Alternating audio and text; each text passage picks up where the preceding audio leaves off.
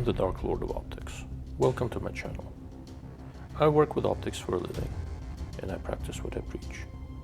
What I bring you here is a thinking man's take on guns and optics, with occasional forays into politics. We live in crazy times, with ignorance, superstition, and wishful thinking dominating the noosphere. I will help you make sense of the nonsense.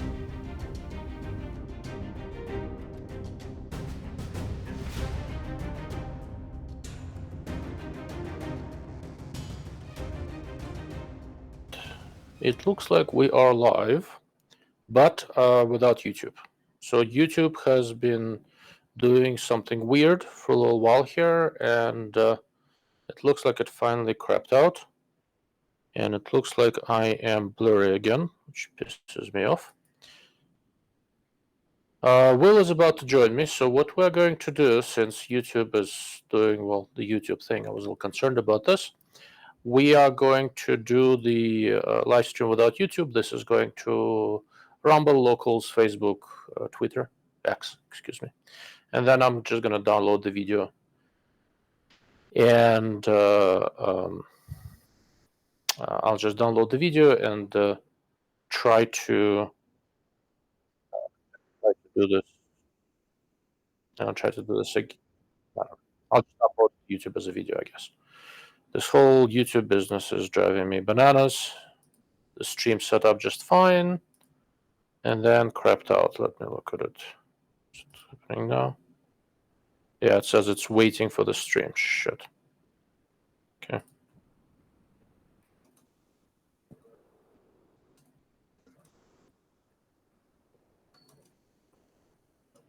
I'm gonna put something in the chat box for the YouTube people, and we'll go from there.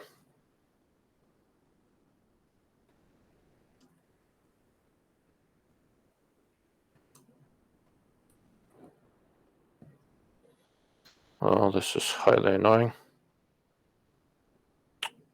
Oh, Mr. Lakeshore guy. All right, congratulations on the grandbaby. You're not missing anything. It's all going to be recorded anyway. But I do appreciate you popping in for a moment. That's nice of you. Let's see. Let's see if this gives me better focus. Yes, it does. I moved back over here from YouTube. Yeah, so the background here is that it was giving me issues. I was trying to set up the stream, and YouTube was doing something strange. So I reached out to Rumble Studio customer support and all that. It was all going fine. And then I was able to set up the stream. It shows up on YouTube and all that. And now when I try to start it, it says it's failed to connect to YouTube, which is extremely annoying. So I can either, I can end it and try to connect to YouTube. I don't know. I think we'll just proceed as is, and hopefully people from YouTube will find a way to get in. This is really unfortunate. I've been able to stream to YouTube for a while now, and something is getting screwy. So if you look at the title of the video, the way I did the thumbnail and all that, I talked about it not just as competition scope. I titled it as practical precision, right? And what I mean by practical precision is that you're not necessarily trying to imprint the smallest groups, although there are some aspects of it to speak to that. You're trying to hit a object of a particular size, right? You're trying to hit a plate, and if you're shooting at the plate, it doesn't hugely matter if you're hitting at that center, a little bit toward the edge. You're hitting an object of concrete size. And the nice thing, to me at least, the interesting thing about this type of practical precision shooting is that it has evolved into being able to shoot from Oh, for the love of God, excuse me. Where was I? Yeah, so practical precision. You're trying to hit an object of a particular size from potentially uncomfortable, unsteady, odd shooting positions. Now, in traditional heavy PRS, people have gotten so good at it that the competition is sometimes jokingly referred to as pillow bench rest, right? Because they use shooting bags who have become increasingly more and more sophisticated, and using those shooting bags, shooting off of quite a few different barricades and things like that becomes relatively, I don't want to say easy. It's not easy. These guys are good, but it becomes easier than it used to be. And every time shooters. Okay. So Will just texted me. He's having sort of an issue. He's going to restart his computer, and we'll talk about it a little bit. One of the reasons I wanted to bring Will in on this is that, well, aside from the fact that he's a competitor and a good shot, he pays attention to equipment. And was it yesterday, the day before yesterday? Yesterday.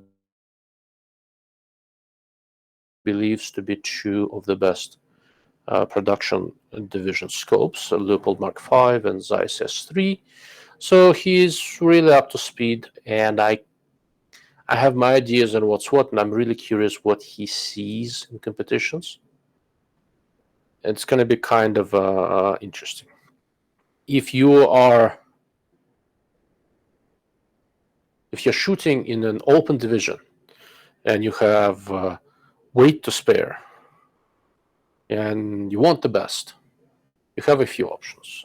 If I were setting up for something like that, well, I probably be using this. I didn't have to bring it over. I'm just trying to show it off. This is the Tangent Theta 7-35, right? It's I always like to point out that I have one here, and I'm not even marginally, not even slightly ashamed of it. This thing is amazing, and as far as image quality and front focal plane scopes, it is the best. Okay, dead mosquito. It is the best I've seen yet. Okay. But it is a little bit expensive, like $6 grand. Kind of scope flex, exactly. And what makes it even worse? Well, you can figure out what makes it worse. But every once in a while, somebody comes over, and if somebody who's sort of into guns, they know I shoot. But most of the, like some acquaintances, etc., they don't necessarily know what I am and what I do. And it's always not always, often, a very entertaining moment when I kind of open the safe and they look in and go, oh, yeah, that's unfair. Yeah, it's a little mean, but I'm good with it. Okay. What was that? Oh, yeah. So, practical precision shooting. You can't do this competition with a second focal plane scope, but pretty much everyone does it with the front focal plane design. I'm sure there's somebody out there with a second focal plane scope, but these are uniformly the 3-15 and 5-25 tangents that you have next to them. No. This is the new updated SWFA 10x42. I almost essentially intentionally put them next to each other. This is probably the least expensive precision appropriate scope, and this is the most expensive. Just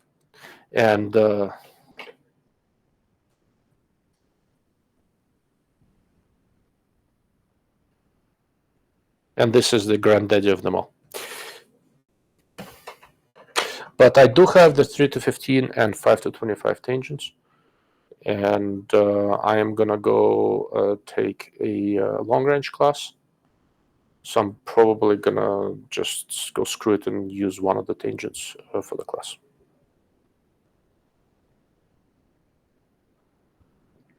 I have a lot of mileage with different tangents. I've looked at many over the years, and at the moment I have 3 here, and it is hard to justify the cost.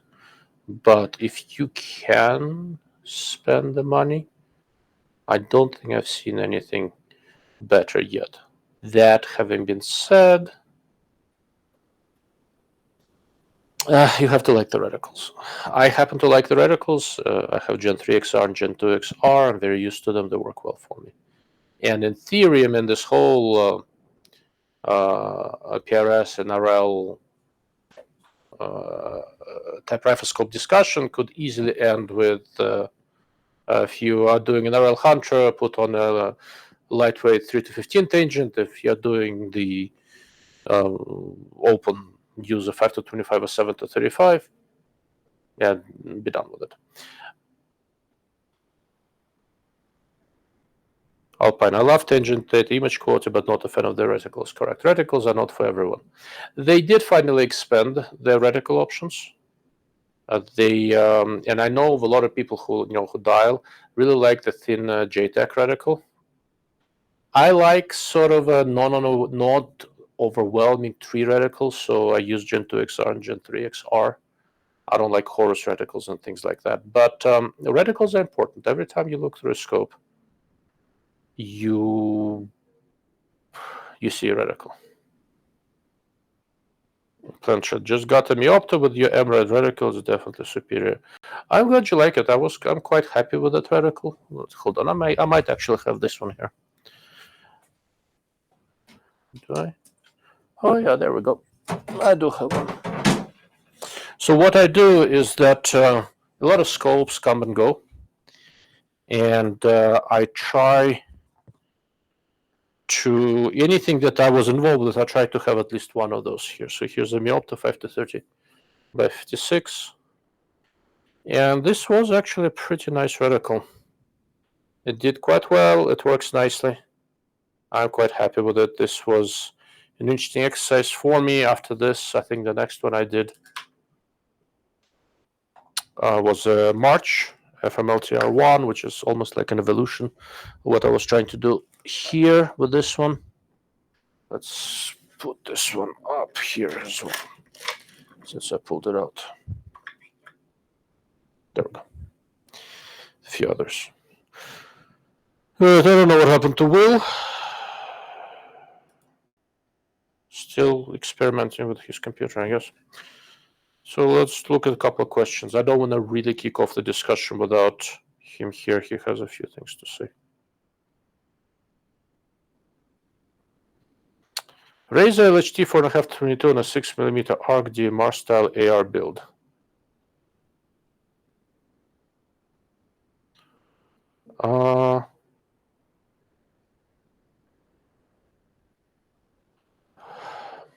There's nothing. So the big advantage of the Vortex's 4.5-22 by 50 HDLHT is how light it is.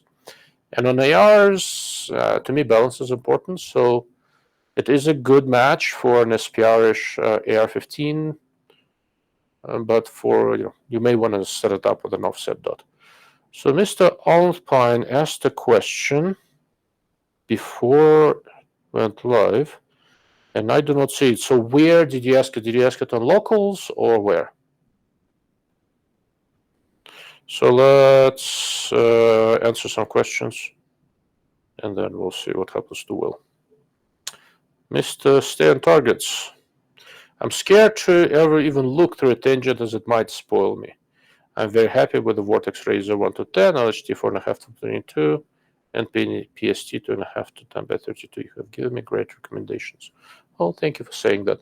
Look, I mean,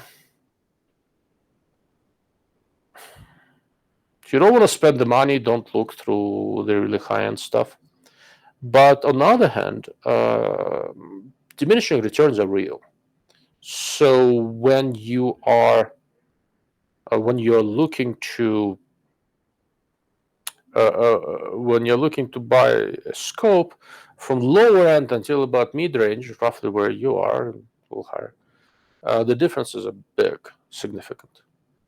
As you start getting past that, you end up paying quite a lot of money for not a huge improvement in image quality.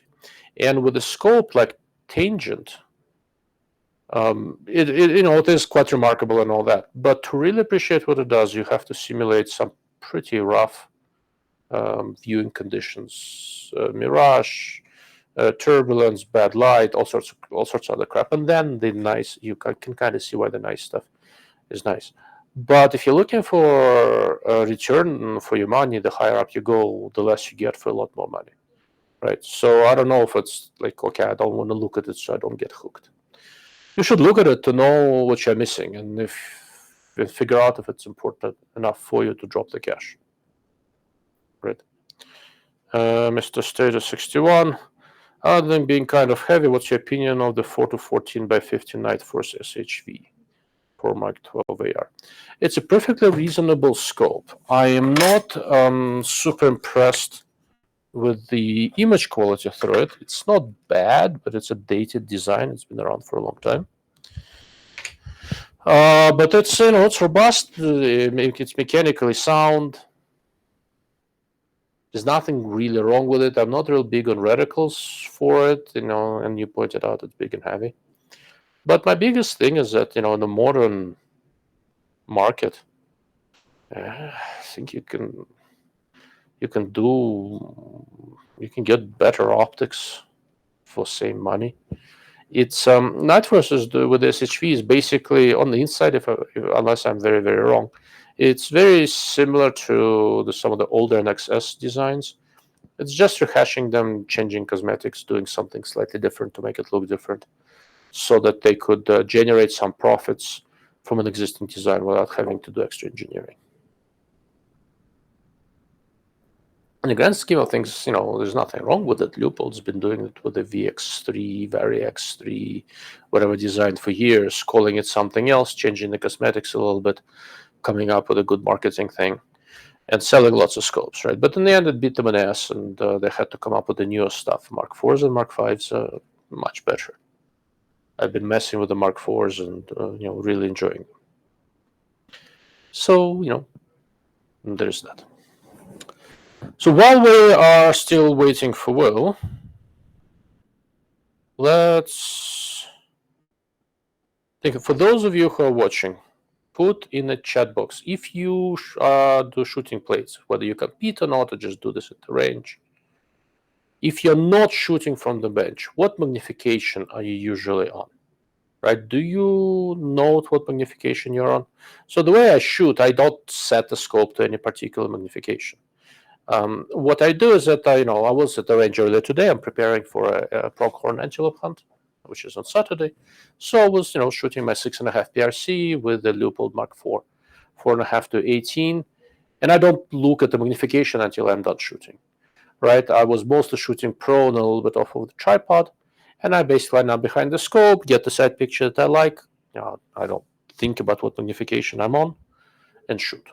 And then when I'm done, I do glance at the scope. I'm always curious, what magnification did I end up on? And it's going to be different on different days, depending on lighting, air conditions, etc. Today was hot, not as hot as yesterday, but it was in the 90s, and there was some mirage and some other issues. So what magnification do you guys end up on? So Mr. Stan Targets is in the 8 to 12 range. All right. Who else? There's about 30 people here. I'd like to see at least 10 volunteers, because this is really interesting. I'm very curious. And I'll explain why I'm curious momentarily. There is a method to my madness. I am not making you do this just for shits and giggles. All right, Mr. Vicrucius, PRS shooter, 20 for positional, 25 for prone kill target. Alpine between 12 and 22 in competition. Okay, stand targets 8 to 12 for 200, 6 to 10 at 100. So stand targets lives in a part of the country where you don't have too many long ranges, I think. Okay. Just count bucket. If I'm not using a fixed power scope,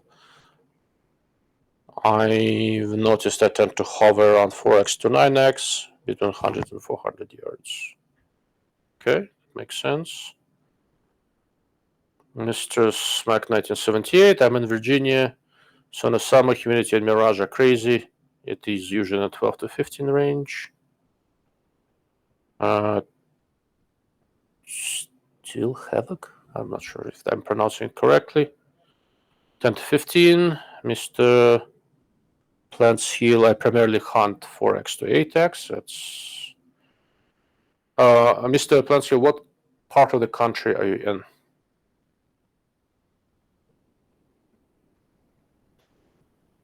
I'm very curious.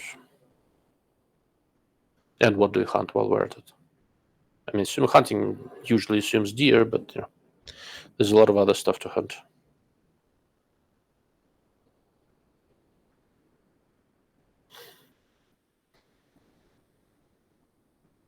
Midwest. Okay, that makes sense. Very interesting. Okay. So, all right. So a competition PRS guy goes a little higher, which makes sense. You're shooting a little bit further. Other people are staying at moderate ranges for the most part. Hot and humid, no more than 15. Very interesting. Steering target says, wait, you said steel, not paper. Subtract at least 2 from my numbers. Okay, close enough. Very interesting.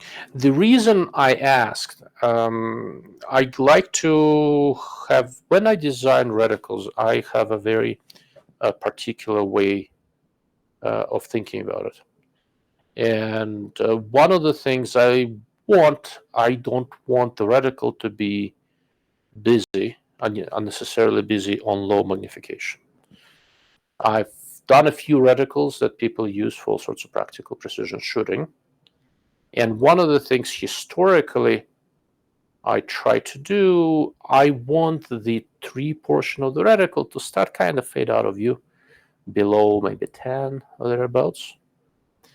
And I've run into some criticism that's probably reasonably well deserved that an increasingly significant number of people want to see a little bit more of the reticle tree, even on lower power. And I'm always trying to figure out, well, how, because if you make it very visible on low power, it starts getting a little bit excessive on higher power.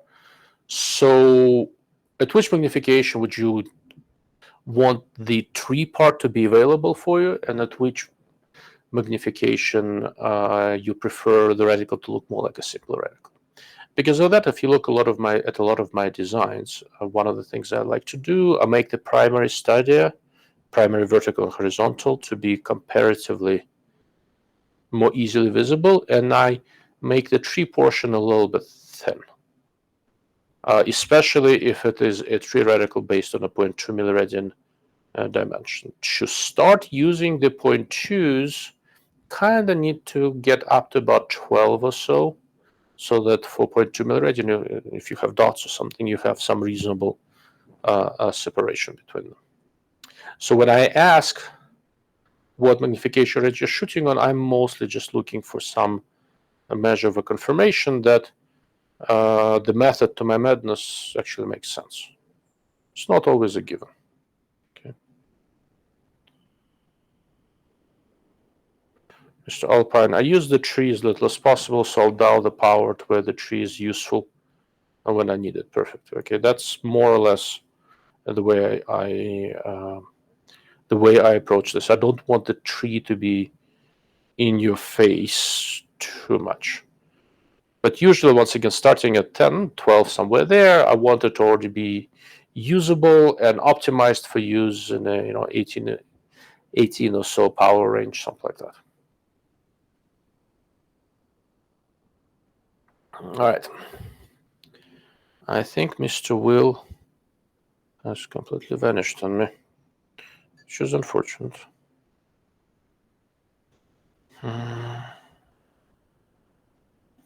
Nope. Not replying to texts. And not connecting here. Maybe he's in some sort of a media blackout in California.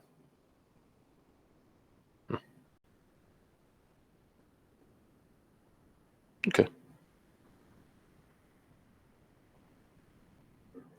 So the guys who are talking about plates and PRS type of stuff, nobody's really shooting much below 10 power, it looks like, and I'm not seeing anybody mention more than 25, which also sort of makes sense.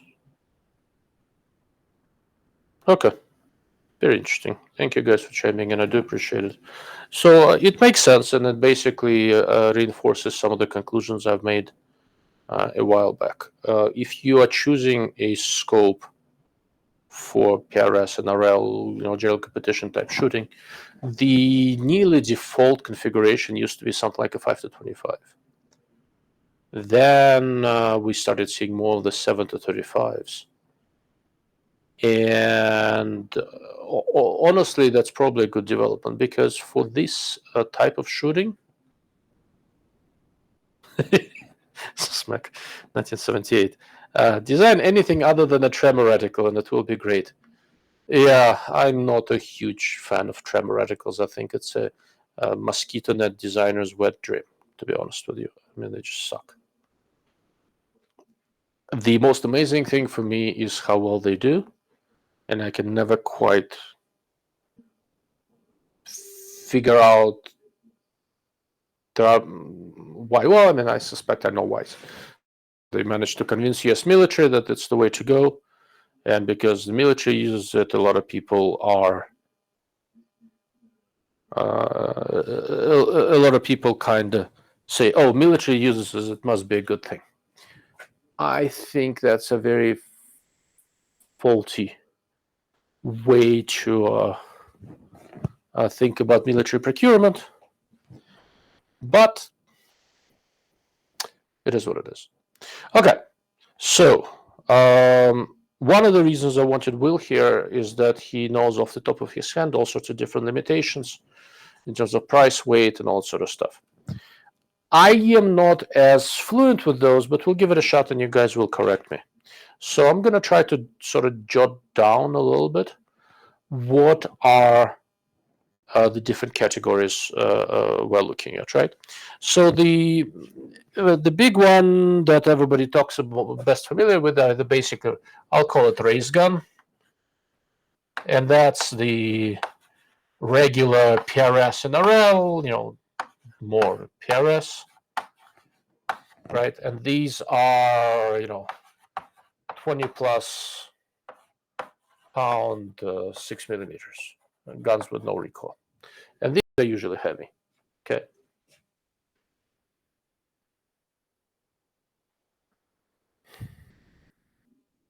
He's trying to find a nice way to say folks are always decreding the military. I wasn't looking for a nice way. I was trying to find a precise way.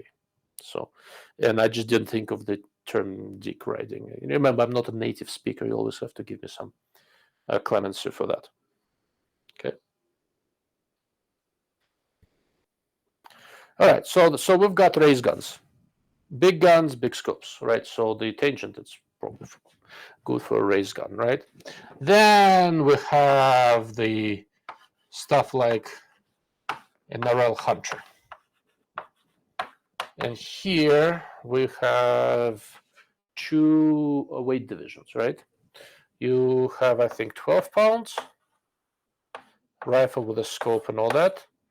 And you have 16 pounds, right? Rifle with a scope.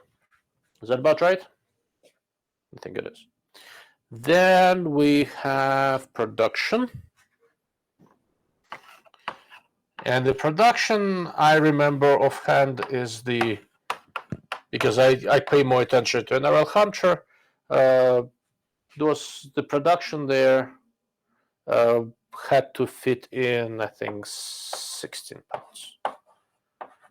I really need Will here. He knows all this stuff off the top of his head. Yeah. And just like that, he's gone. All right. In the meantime, so we've got production and NRL Hunter production. You need to be under 16 pounds.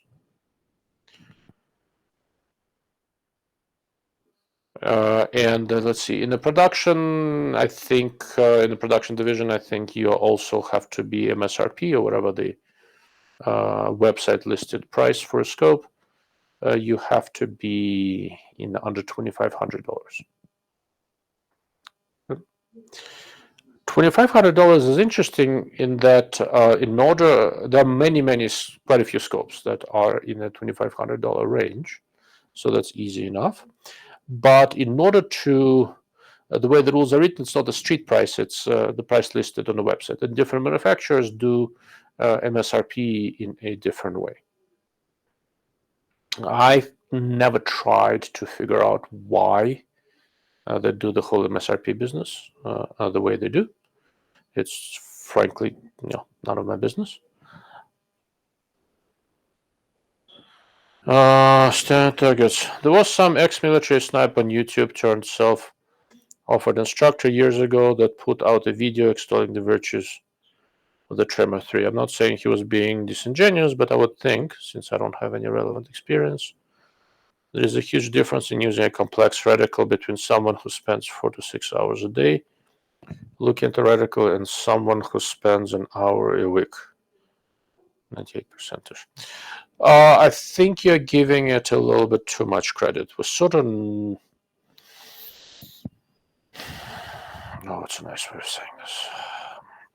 So Tremor reticle was sold to the military as a system that would make training precision shooter snipers easier than teaching them how to twist turrets or use normal tree reticles. It was sold as another mosquito. Not anymore. It was sold as an easier training option. The guy you are thinking of, did he have this handlebar big mustache or not? If that's him, he was never a military sniper. He is, his name is Todd Hodnett. He has a shooting school up in Texas. He is a good shot, but he's an even better snake oil salesman from what I can tell. But again, it is what it is. No, it wasn't him. Okay. So yeah, I don't know. If you ever find that video, I'd be very curious. The catch is that if you're a competent shooter, you can use more or less anything. All the people that I know who use Tremor reticles well, use them as just a regular mini-radian reticle. That's pretty much it. Where a reticle like Tremor starts giving you serious problems is when you are really tired, because that's a little bit too much information in your face. And there is a reason why. Well, let's just leave it at that. Anyhow, am I missing any specific categories? So we have production, that's under $2,500. And then we have two different weights of NRL Hunter. And then Alpine, I agree with you about Todd. Yeah, he's a good shooter and probably a good instructor. But I've talked to some fairly high-ranking military people who have been actively trying to get rid of all this Horus bullshit and finding resistance. So somebody knows somebody over there who's keeping that thing. But as is usually the case, there are probably 2 or 3 different camps. And there's going to be a pro-Horus camp, an anti-Horus camp, and for now the pro-Horus reticle camp seems to be holding the reins.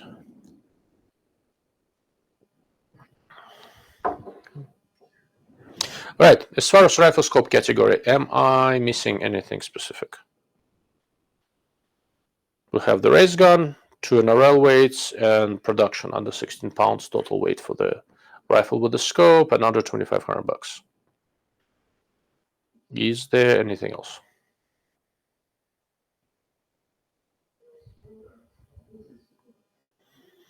Going once. Going twice. I know there's a little bit of a lag, but I'm going to go ahead and assume that this categorization roughly covers the different different needs out there.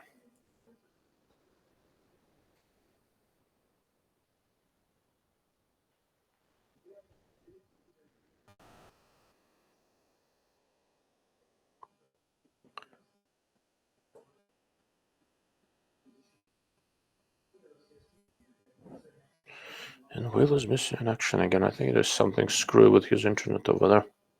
It must be California thing. Remind me to make fun of him still being in California when he pops up again.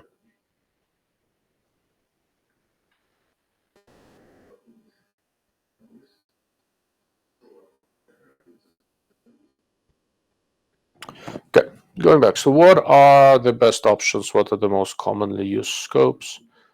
Why are certain scopes more commonly seen than others? It's a good question. There are several people who do this kind of aggregation, what different shooters use. And right now, probably the most used scope is the ReUpload Mark V. I have a very strong suspicion that a big reason for it is the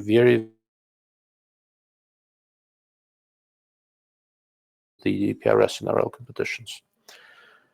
But no matter how big the budget might be, if the scopes were not appropriate, people wouldn't be using them in the quantities in which they're using them.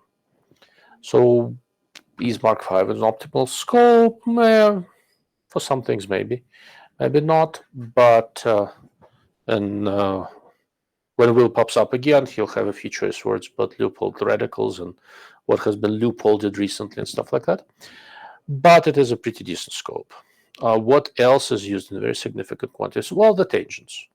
And to the best of my knowledge, tangent doesn't do a whole lot of marketing and it doesn't really sponsor anyone. So they pop up quite a lot. What else pops up?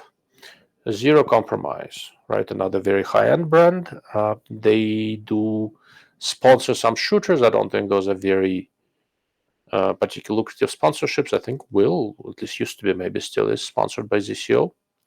Zero Compromise Optics. So what do I not see up there? So I don't see Schmidt and Bender in there very much. And I don't think they pay a ton of attention to PRS, although the scopes are definitely capable. There's been a big marketing push with Zeiss scopes and more with the Japanese-made S3s than with anything else. I have a strong suspicion that their price was set to what it is, very specifically to be appropriate for the production division and to help the scopes spread around. The gentleman who runs Zeiss's precision Riflescope thing, or maybe most of Zeiss sport optics in the US, but definitely the precision stuff, his name is Kyle Brown, I want to say. And he used to be with Night Force, and I think when he went over to Zeiss, he had an idea what he wants to do. All right, Mr. Covertnoob is back. All right. I promised I'm going to ask you questions. Yes. It only took you a solid 48 minutes to get in here. Yes. Which is probably a record. Probably. I'm going to note it. I'm going to note it on the board so that it's going to stay here for future live streams as a record of the longest it took somebody to join a Dark Lord of Optics live stream.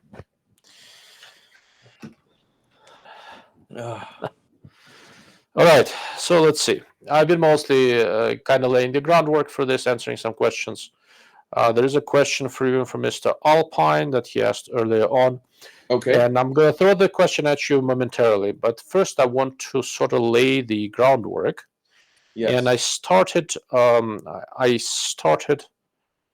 kind of laying out what different types of limitations we have for different precision, practical precision rifle scopes out there, right? I'm going to put myself on as a solo for now so that you see the entire blackboard. So we have the race guns, heavy guns, very 6mm, 20 plus pounds, no real price limitations. For the Hunter, we have 12 and 16 pound divisions. Yes. And no real price limitations. Production in the Hunter is 16 pound limit, and I think it's $2,500, right? I don't know if there is a price limit for production. I think it's just a weight limit on NRL Hunter. Okay. But PRS race gun is $2,500 for the scope and $3,000 for the rifle. All right, so let's write that in. Because I kind of want to cover all these categories. PRS race gun. And that's what you were addressing in your video yesterday, right? Correct. Okay. So the rifle is less than 3K. Yes. So for production, I'm going to erase the price limit. The scope is less than, I'm running out of space, 2.5K. Okay. Scope, rifle. Okay. So on a production within NRL Hunter, you have a limitation on rifle. I think there are only a few different types of rifles allowed, but you can use whatever scope you want as long as you make the weight limit. Correct. Okay. All right. Got it.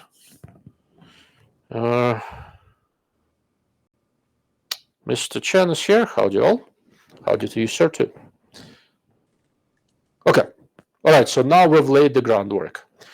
When I originally set up the live stream, I noted and linked to the video that Will put out yesterday. I don't know how many of you guys saw it, but Mr. Alpine did. And here's his question for Will. In the review, you said that at $2,500 price point, you give the Zeiss a 9 and the Mark V an 8, 8.5. Mm-hmm. So what $2,500 scope is better than a Zeiss S3 on glass? What gets a 10 from you under $2,500, if anything? So to be honest, if you're talking about retail price, because I don't necessarily like to talk used prices or like really great deals on used stuff. Yeah, that could be anything. But at the $2,500 price point, I don't put anything as a 10 in terms of the glass quality, because that's just a byproduct of being at a lower price bracket, right? Like you're not gonna, no matter what anybody tells you, no matter what the guy at Turner's tries to sell you, your $2,500 scope. So for those who don't know, Turner's is a major gun store chain in California. Yes. And they have a company policy where if you know anything about guns and optics, you cannot work at the counter. Yeah, exactly. 100%. You have to be in the back stocking the shelves or something. I don't know. Yeah. But yeah, so I personally wouldn't put anything at a 10, because to me a 10 is ZCO tangent level glass. You know, from what I haven't got a chance to look at it, but from what you've told me, the Schmidt-Bender 6-36 is up there again. Very nice. So to me, that is a 10 out of 10 in terms of glass. At $2,500, you're not going to get that. And I think that's just something that you have to accept when you're buying into that lower price point. And I'm not trying to say that $2,500 and lower scopes or anything to sneeze at. They're perfectly fine, and they're actually really amazing compared to where they were a few years ago. Oh yeah. But yeah, I can't put anything as a 10 in terms of $2,500 and under. Okay, that's reasonable. I don't know if I necessarily agree with your scale. If S3 is a 10 and a Mark V is 8.5, S3 is a 9, Mark V is 8.5, this is more than 10. That's fair. That's fair. This is the 735. I don't know if you've played with it. I have not. It's freaking something. Yeah. Even surprised me, and I'm not so easily surprised. Yeah, I want to get my hands on one of those and the 6-36 and see how they look.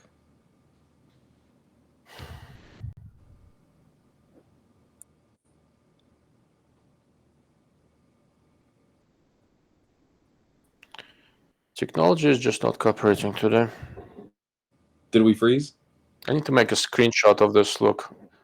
Now the voice came back, the video not so much. You're just the voice behind the very strange facial expression. Oh boy.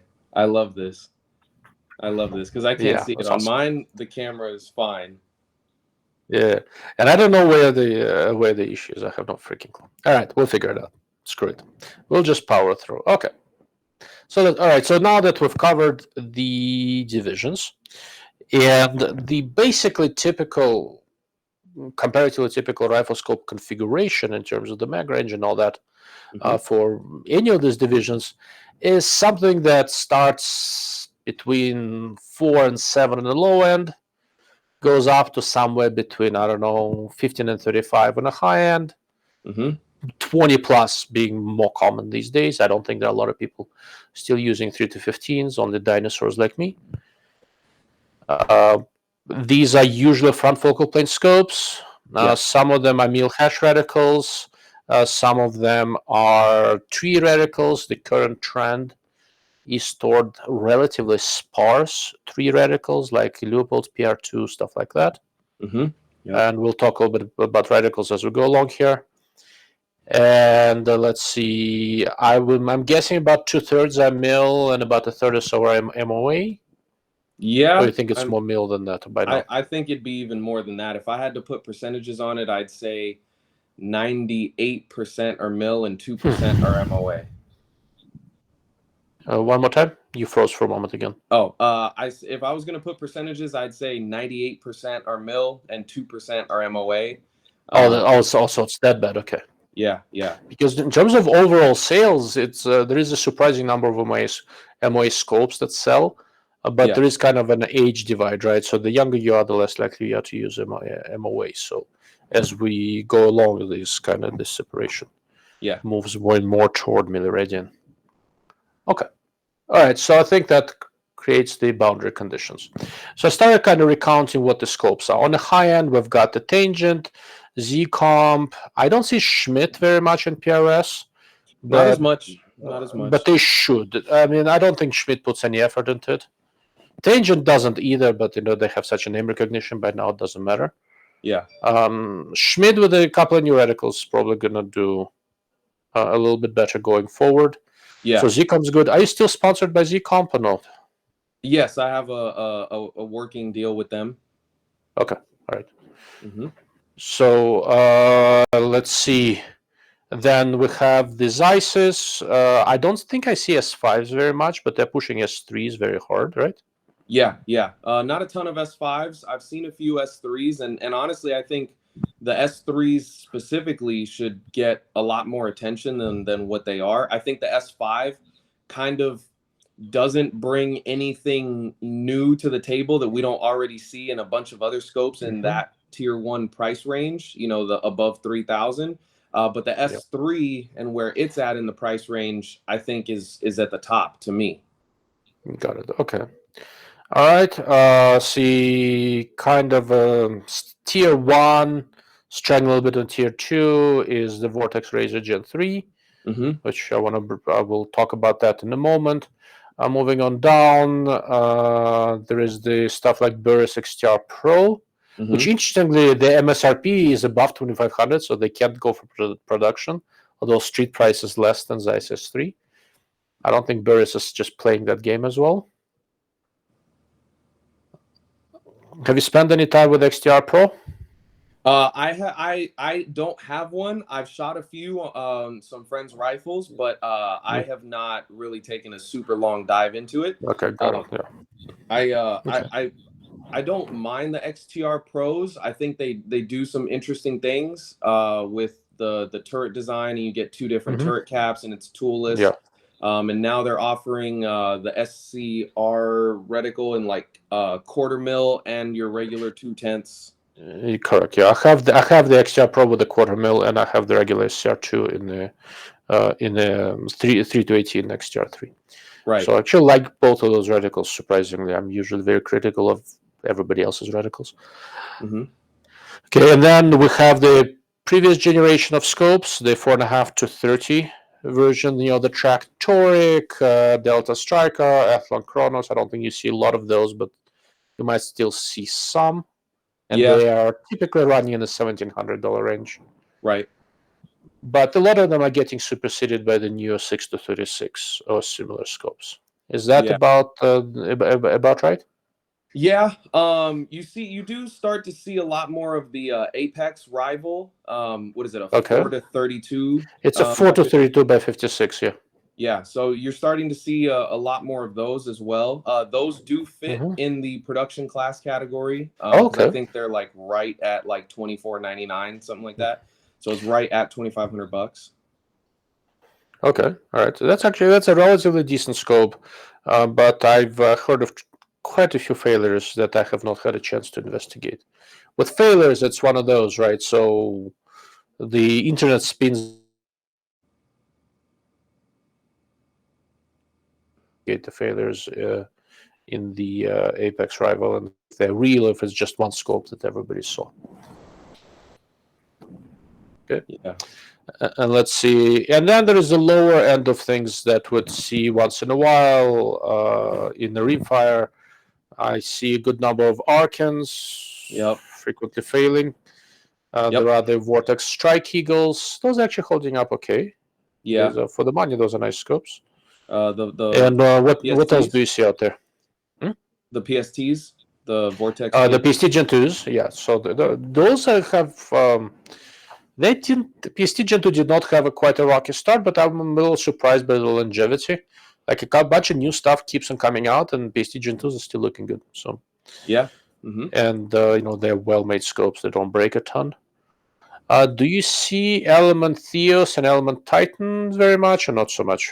I don't see any of the Titans. The Theos I see here and there, but obviously it's above $2,500. Correct. Yeah, you will not see the production too much. Yeah. Yeah. So they don't qualify for production class. But I do see them here and there. I know that Element has more of a reputation in terms of air gun and whatnot, and that's kind of where they come from. So I think some people still have some skepticism with regards to that, because I've actually ran into a few people that have said, well, they're an air gun scope company, like I don't know how they would do on centerfire.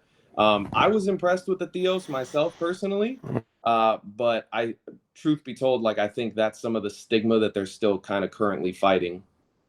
Where are the issues?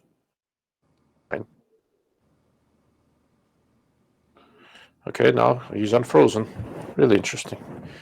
I cannot quite figure out which side the issue is on. Okay, very interesting. Okay. So, so Theos is from the same generation of the 6 to 36 scopes, just with better turrets than most of the rest of them. Very cool. So Mr. Alpine is saying he has both S3 and S5, and to his eyes, S3 is optically better. That's very interesting. I've seen one S5, and Optical was quite impressed with it, but you're right, at that price, I'm not entirely sure of what the motivation would be. Yeah. So, okay, Mr. Chen here is pointing out that like a PRS 4.5 to 30 is at $24.99 as listed at Leica's website, so that's probably going to be appropriate for production class. Although I'm not convinced they have the reticle for it. Well, and that was one that I actually wanted to ask you about, because I haven't spent any time with it, but the only version of the PRS Leica scope at $24.99 is the one with the PRB reticle. The L ballistic reticle and the other reticle are above $2,500. So only the PRB reticle got discounted. So I guess so I guess if you can get by with the reticle, sure. I don't know about the rest of the scope. I haven't personally ever seen one outside of the ones that we saw at SHOT Show. But I wanted to ask you what you thought of that one when you had it. So I liked it. I had two of them, one with L ballistic and one with a PRB reticle. PRB reticle is kind of a hot mess, so it's not as obnoxious as Tremor. Yeah. And it has a big advantage over the Tremor. Like Tremor is so in your face that it's very hard to ignore it and just shoot. Yeah. PRB is not as in your face. If you focus on it, you can ignore it and just use it like a normal mil-hash reticle.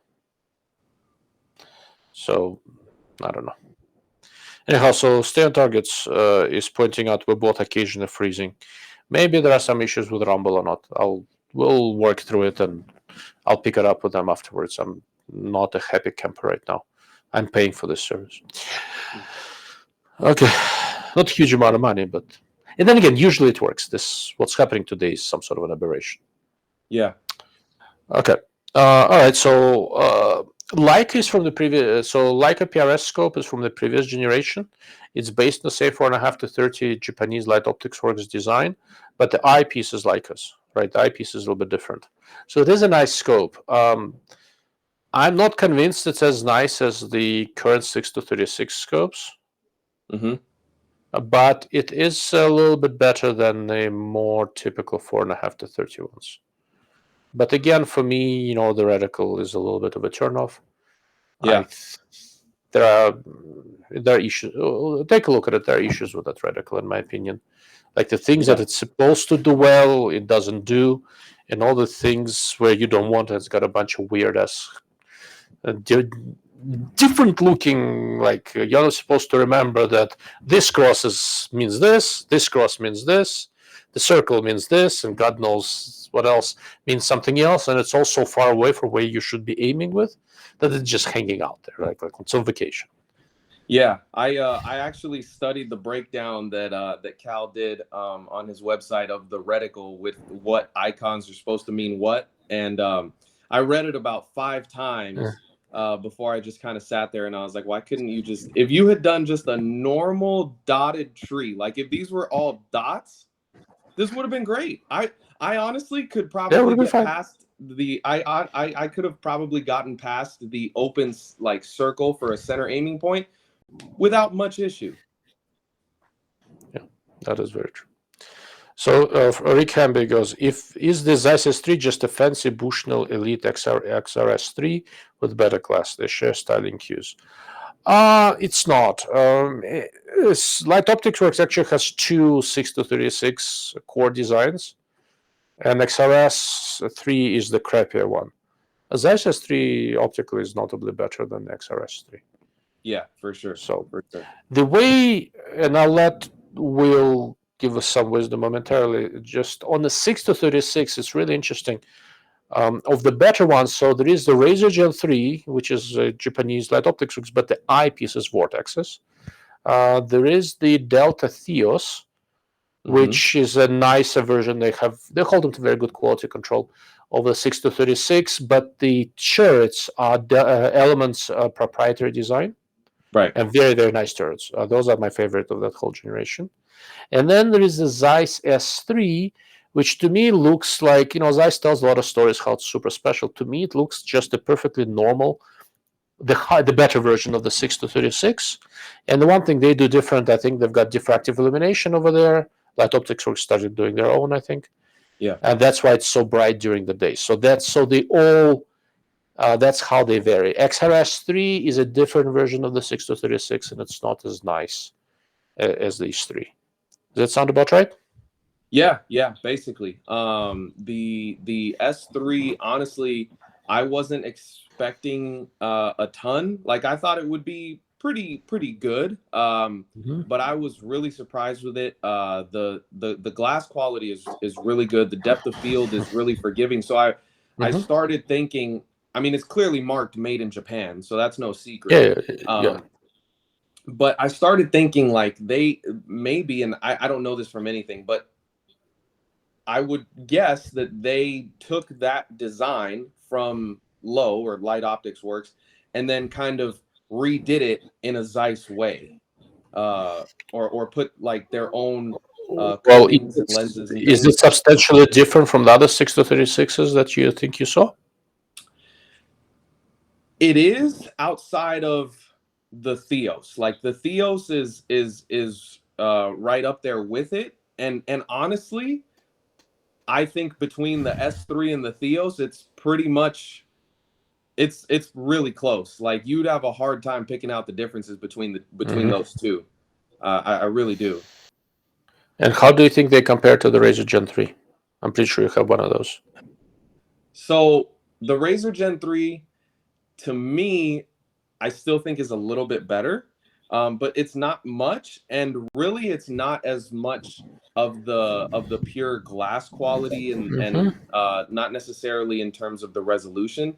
I do think that the field of view is a little bit bigger, and the eyepiece is a little bit nicer on the Razr, and some of those other things. The eye box to me is more forgiving than the S3.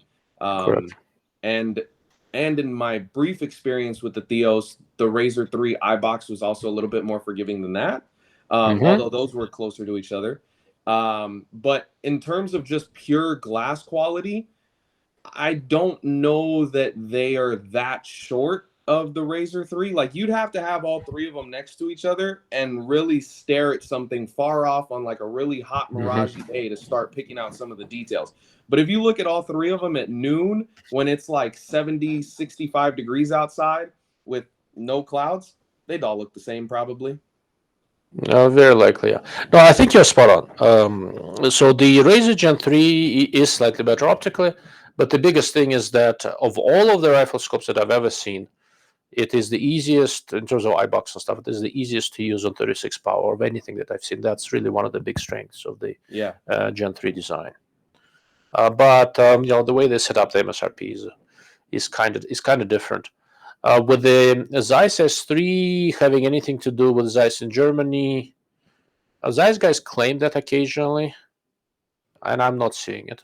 I think it's just a better version of the Light Optics Works 6 to 36. They do a good job with it. They build it nicely. Zeiss has so little interest. Zeiss Germany has so little interest in any of this. Yeah, I'd be shocked if they had anything to do with this other than approving the design. Interesting. Okay. Yeah, I mean, that kind of seems to be the biggest issue with like the main three sort of European giants, if you will, with Leica, Swaro, and Zeiss being all they want to do is sell hunting scopes to a European market, and they want to sell binos to a European market and spotting scopes, and that's it. Because you know, Swarovski, I know they have Collis, but Swarovski themselves has never really put out a quote unquote like tactical first focal plane scope. So they have yet to even go down that road. And then we've seen one attempt from Leica, which was basically a Japanese design. And then we've now seen the first two attempts from Zeiss in the S5 and S3. And I hope that they continue and improve on those, and it's not just a one-time thing and then they forget about it, but we'll see. Yeah, Zeiss tends to run hot and cold, but I assume for as long as Kyle is there, he's probably going to push the competition thing forward. So he seems that's kind of his baby. So I hope so. I hope you're right. Okay.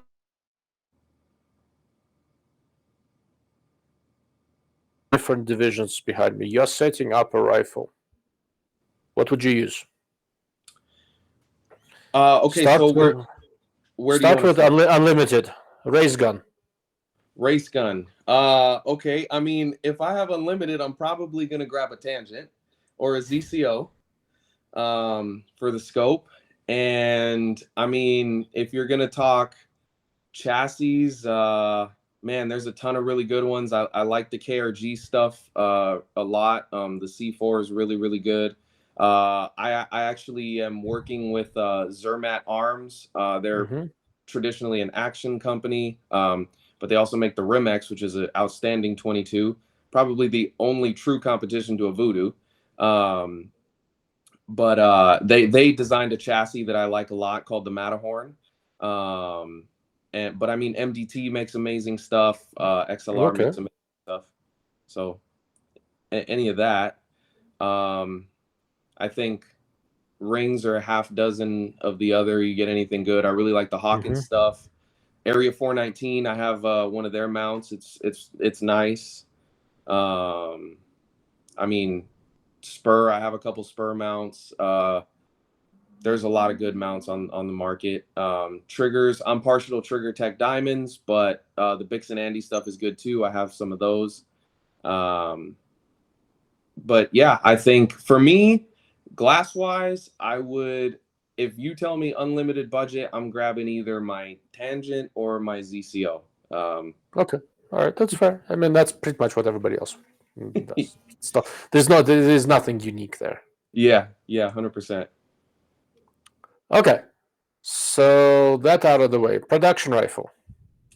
That's the stuff you talked about yesterday. What are you choosing there?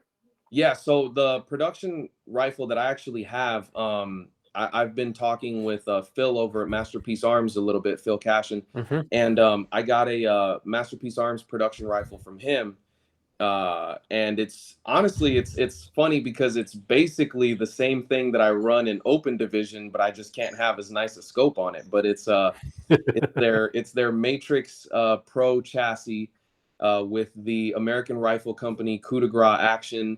And you can pick almost any popular caliber. I picked a 6.5 Creedmoor, but you could pick a Dasher or a GT or a 6 Creed or whatever you want. Pretty much any of them. Yeah, and I've got my Mark V and my S3. I would probably run with the S3 most of the time, but that PR2 reticle to me is, I just really like that reticle. So that's that keeps bringing me back to the Leupold sometimes, but one of those two. Okay. All right.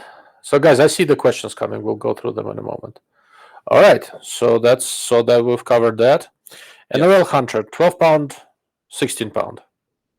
Okay, so this is where it gets fun. Yes. So NRL Hunter open light, 12 pounds. I like this category because I feel like it's the most relatable to the most amount of people. Because to me, that's like a true hunting category. So for me, I really like the Manners LRH stock. It's 28 ounces. It's full composite. It is absolutely amazing. I've got one in black on black, so it's basically just the raw open carbon with black splotches on it. And I actually liked that one a little bit better than the XLR. I had the XLR magnesium, but I just felt like there was a little too much flex in it personally. And I've also got the MDT Hunt 26 chassis. Okay, all right. That's a very light carbon fiber one, right? Yes, yeah, it is. And that one is 26 ounces. And that one is, mine has the folder and it has the built-in Arca rail. So I like those two options depending if you're a stock guy or a chassis guy. I think those are the two best options currently to me. If you're going to start down that road. After that, action-wise, personally, for me, I would go with a couple of different ones. I really like the Lone Peak Fusion actions. They have a titanium actions, fairly light, I think. Yes, they do. So they have a Fusion Titanium where this you whole can get... freezing thing drives me nuts. You can get the titanium action with either the full top rail, or you can get what's called the Alpine cut, where they essentially cut out the middle top of the rail to reduce the weight a little bit more. That would probably be my first choice if you're going to go with a titanium action. My next choice in terms of lightweight actions, Impact has a really good one called the NBK. That one's really good. Defiance has the Anti-X, but I don't know, Defiance and their new pricing structures. There's a bunch of different options. I'm not Dark Lord of Actions. I'm Dark Lord of Optics. Yeah. Let's get to the fun stuff. Now I want to know what you're going to choose. So 12 pounds and under. So personally, what I'm going to do next year for the Alaska NRL Hunter match that I'm already signed up for is I'm going to take my Hunt 26 chassis with my action and a carbon barrel, and I'm going to try to squeeze my ZCO 5-27 on there.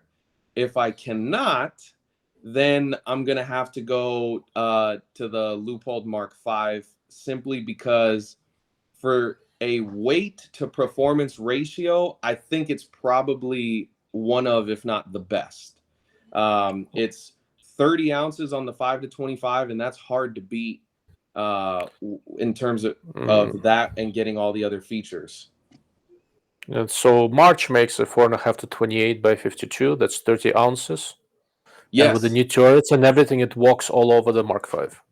Okay, so I had a 4.5 to no, I had the 5 to 42 March, and the only thing that I had with that one is it was just the parallax. It's better than the older ones, but it to me was still pickier than what I would want. You're talking about 5 to 42 or 4.5 to 28? 5 to 42. The 5 to 42. Yeah, so 4.5 to 28 is more forgiving. It's still not as forgiving as a tangent, but it's significantly more forgiving than a 5 to 42, and it weighs 30 ounces. Okay, so that's definitely one to keep in mind, because I saw that now they have them with the new Shuriken turrets or whatever they're called. Shuriken turrets. Okay, yeah. Shuriken is about the lock, but this is that new turret they developed for the 5 to 42, and that's just a nice turret. So yeah, so something like that. But yeah, based on what I have, my first initial thought would be to try to squeeze either the tangent or the ZCO on there. The ZCO is a little bit lighter, so I might be able to get away with that one, the 5 to 27. But if not, then from what I currently have, the Mark 5 5 to 25. Mark 5 is probably the lightest, yeah. Yeah, out of what I currently have. But if I go into the market, then definitely would take a look at the Marches, because the glass quality on the 5 to 42 that I had was really nice. It was really nice.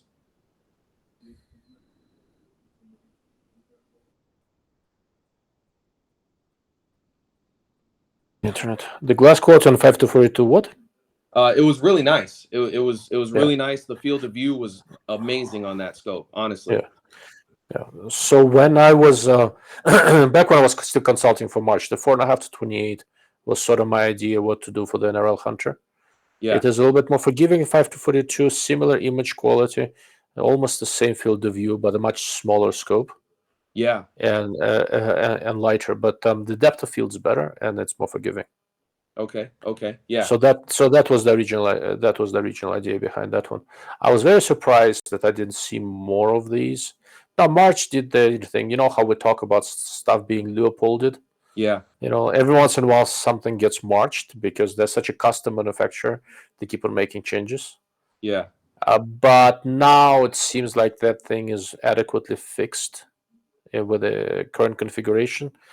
And again, I'm very, very surprised I don't see more of these on the NRL Hunter rigs. It's per ounce for the higher end stuff. This is the most performance you're going to get, I think. Yeah.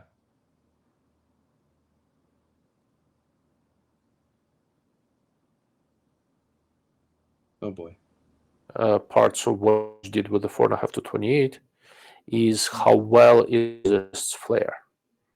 So if you're shooting into the light, into the sun, sunset, sunrise, etc., if you need to look into the shadows, it really does a really, really good job, right? So just something to consider.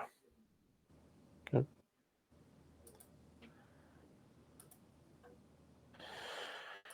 Well, interesting. Okay, so that covers the 12. The X says we keep on freezing up. Yeah, I don't know what's happening with the technical issues today. Sorry, guys. NRL Hunter 16 pounds. 16 pounds is a little bit easier, more forgiving. So for me, if you give me 16 pounds, the first thing I'm going to do is I'm going to grab either my tangent or my ZCO and then build the rest of the gun around that, because I want the best glass quality that I can get when I'm trying to find targets that they don't tell me where they are. So, I mean, honestly, I'd probably do something like maybe a little bit heavier chassis, something like the XLR NV Pro with no weights, and a carbon barrel, and call it a day. I like the KRG Whiskey 3s and whatever action. The only caveat that I would make for the 16 pound and under is, personally, I would go with a thinner steel profile barrel as opposed to a carbon fiber. I've just had better luck with that. So for anybody that's thinking about it, take it into consideration. I have a medium Palma barrel. It's a full stainless steel barrel in 6.5 Creed, 26 inches, and it weighs about 4 pounds. And a carbon barrel similar is going to be 3 pounds. So I'm only saving a pound, but I feel like I get more consistency in my groups on the stainless barrel than the carbon one. That's just me personally, and they're cheaper. So in a 16-pound category, it's not just you personally. It's it's reasonably well understood, and nobody disputes it really. Yeah. You use carbon fiber barrel when you need to make weight. That's basically it. Yeah. So 16 pounds, I would go with a steel barrel, and I'd grab my Tangent or my ZCO, and I would definitely grab my triple pull SkyPod and call it a day. That's where I'd use up the rest of the weight. Oh yeah, I'm gonna do a review on a triple pull. MDT just shipped one out, so I'm gonna go look at it. Yeah. So I'm very curious. Yeah. What bipod would you be using in a 12-pound category? Oh boy. So the first thing that I would try to grab is my double pull SkyPod. And if I could make it with that, then that would be awesome. If not, I'd grab a single pull SkyPod. And if I need even lighter weight, at that point, really, it becomes a glorified kickstand, because most NRL hunter stages, at that point, you would just need to shoot off your tripod. So I would just grab an Atlas or actually maybe even a Harris, just because it's faster to get the legs down, because really I just needed to hold my rifle up, and I would shoot off my tripod. Interesting. I've been screwing around with this Gunwerks hunting bipod. They call the Elevate 2.0. Yeah, it's actually quite nice. I'm gonna take it. I have a couple of them. The first gen and the second gen. Second gen is a little better. It's not quite as robust as the sky pools and stuff, but I don't remember if I told you I'm going on an antelope hunt on Saturday. So I'm gonna take the Gunwerks bipod, and I'm gonna be shooting off of that. It's a double pool, can go up to about 19 inches. So I get wow. It's a light, and it's like 12 ounces, something like that. Wow. Yeah, let me know it's how not that goes. as, I'll be very curious. Yeah, it's not as sturdy as the skies and stuff, but I was out at the range today practicing, and this time I tried to load up a little bit. You feel things bend a little bit, but it settles down nicely. You can adjust splay angle, all sorts of stuff. Wow. It is a surprising. I'm surprised with how much I like this thing. Okay. Now they're aiming it for hunting, not for competition, right? So they're not trying to make it the beefiest, sturdiest, etc. But shooting pretty well off of it. And I'm not shooting a particularly. It's about a 13-pound rifle, as it is. Okay. So what I'm shooting, it's a Stag Pursuit, a bolt gun. So basically, the arrow action. But the stock is quite nice. It is comfortable. I've got ReUpload Mark 4, 4.5 to 18 on it. We're gonna talk about that in a moment, because I like that, and for the money, if I'm spending my own money, I'll take that over Mark 5. Yeah. I've got a sling on it, which is part of the weight. So with an empty magazine, a sling, that bipod, ReUpload Mark 4, it's at right around 13 pounds. Okay. So could I squeeze? And ReUpload Mark 4 is about 27 ounces. So could I do a couple of things to? And a suppressor. So I have a suppressor. Okay. So I could potentially take off the suppressor and actually squeeze that thing into a 12. But it's a 6.5 PRC, which is probably a little bit more than you guys want to shoot for competition, but probably would not slow me down too much. Yeah. I'm becoming very fond of that caliber. Yeah. And unsurprisingly, it kicks less than my 308 fix. Yeah, I have both a 6.5 PRC and a 6.5 SOM, and I actually shot my 6.5 SOM in a hunter match up in Arbuckle. Okay. And with 142 Sierra Match Kings. And I mean, I did fine with it. I think for a lot of people, it would be a little bit too much gun. Like, I think you can get by with a 6.5 Creedmoor. But on the other hand, that's what I had, and that was my actual hunting gun. So I said, what the hell, I'm gonna bring it anyway. And it wasn't terrible. It wasn't awful by any stretch of the imagination. Yeah. So it just depends. Spotting your own hits with a 12-pound gun is not too bad, but your fundamentals need to be solid. Yeah. But if you're doing a 16-pound gun, then it would be a no-brainer, because for wind, it's a nice gun. Oh yeah. Yep. It's shooting with that and a 308 side by side, and the Creed's somewhere in there. I mean, in terms of wind forgiveness, it's Yeah. just not the same. Oh yeah, 100%, 100%. Yeah. Okay. All right. Very interesting. Okay. So let's look at a couple of questions. There was interesting discussion here on the side that the guys noted that the new Schmidt 6-36 clocks in at 33 ounces, and it's almost unbelievably light. It is light. So I have one. I've been looking at it next to the Tangent and Razer Gen 3 and all that for a while. Mm-hmm. It is impressively light. And Wow, I didn't optically, realize it was that light. very, very good. I don't remember if it's 33. I thought it was more like 34 and a half, 35, but it is light. Wow. And it's not cheap, right? It's an expensive scope. They have this new 3 reticle called TR2ID, and that's actually a good reticle. Yeah. Mine has a grid reticle, which works well for my purposes, but would not be ideal for this sort of competition. But with that 3 reticle, if Schmidt puts in just a little bit of marketing effort, I think they could do really well within competition. It's optically, it's not quite a Tangent. Okay.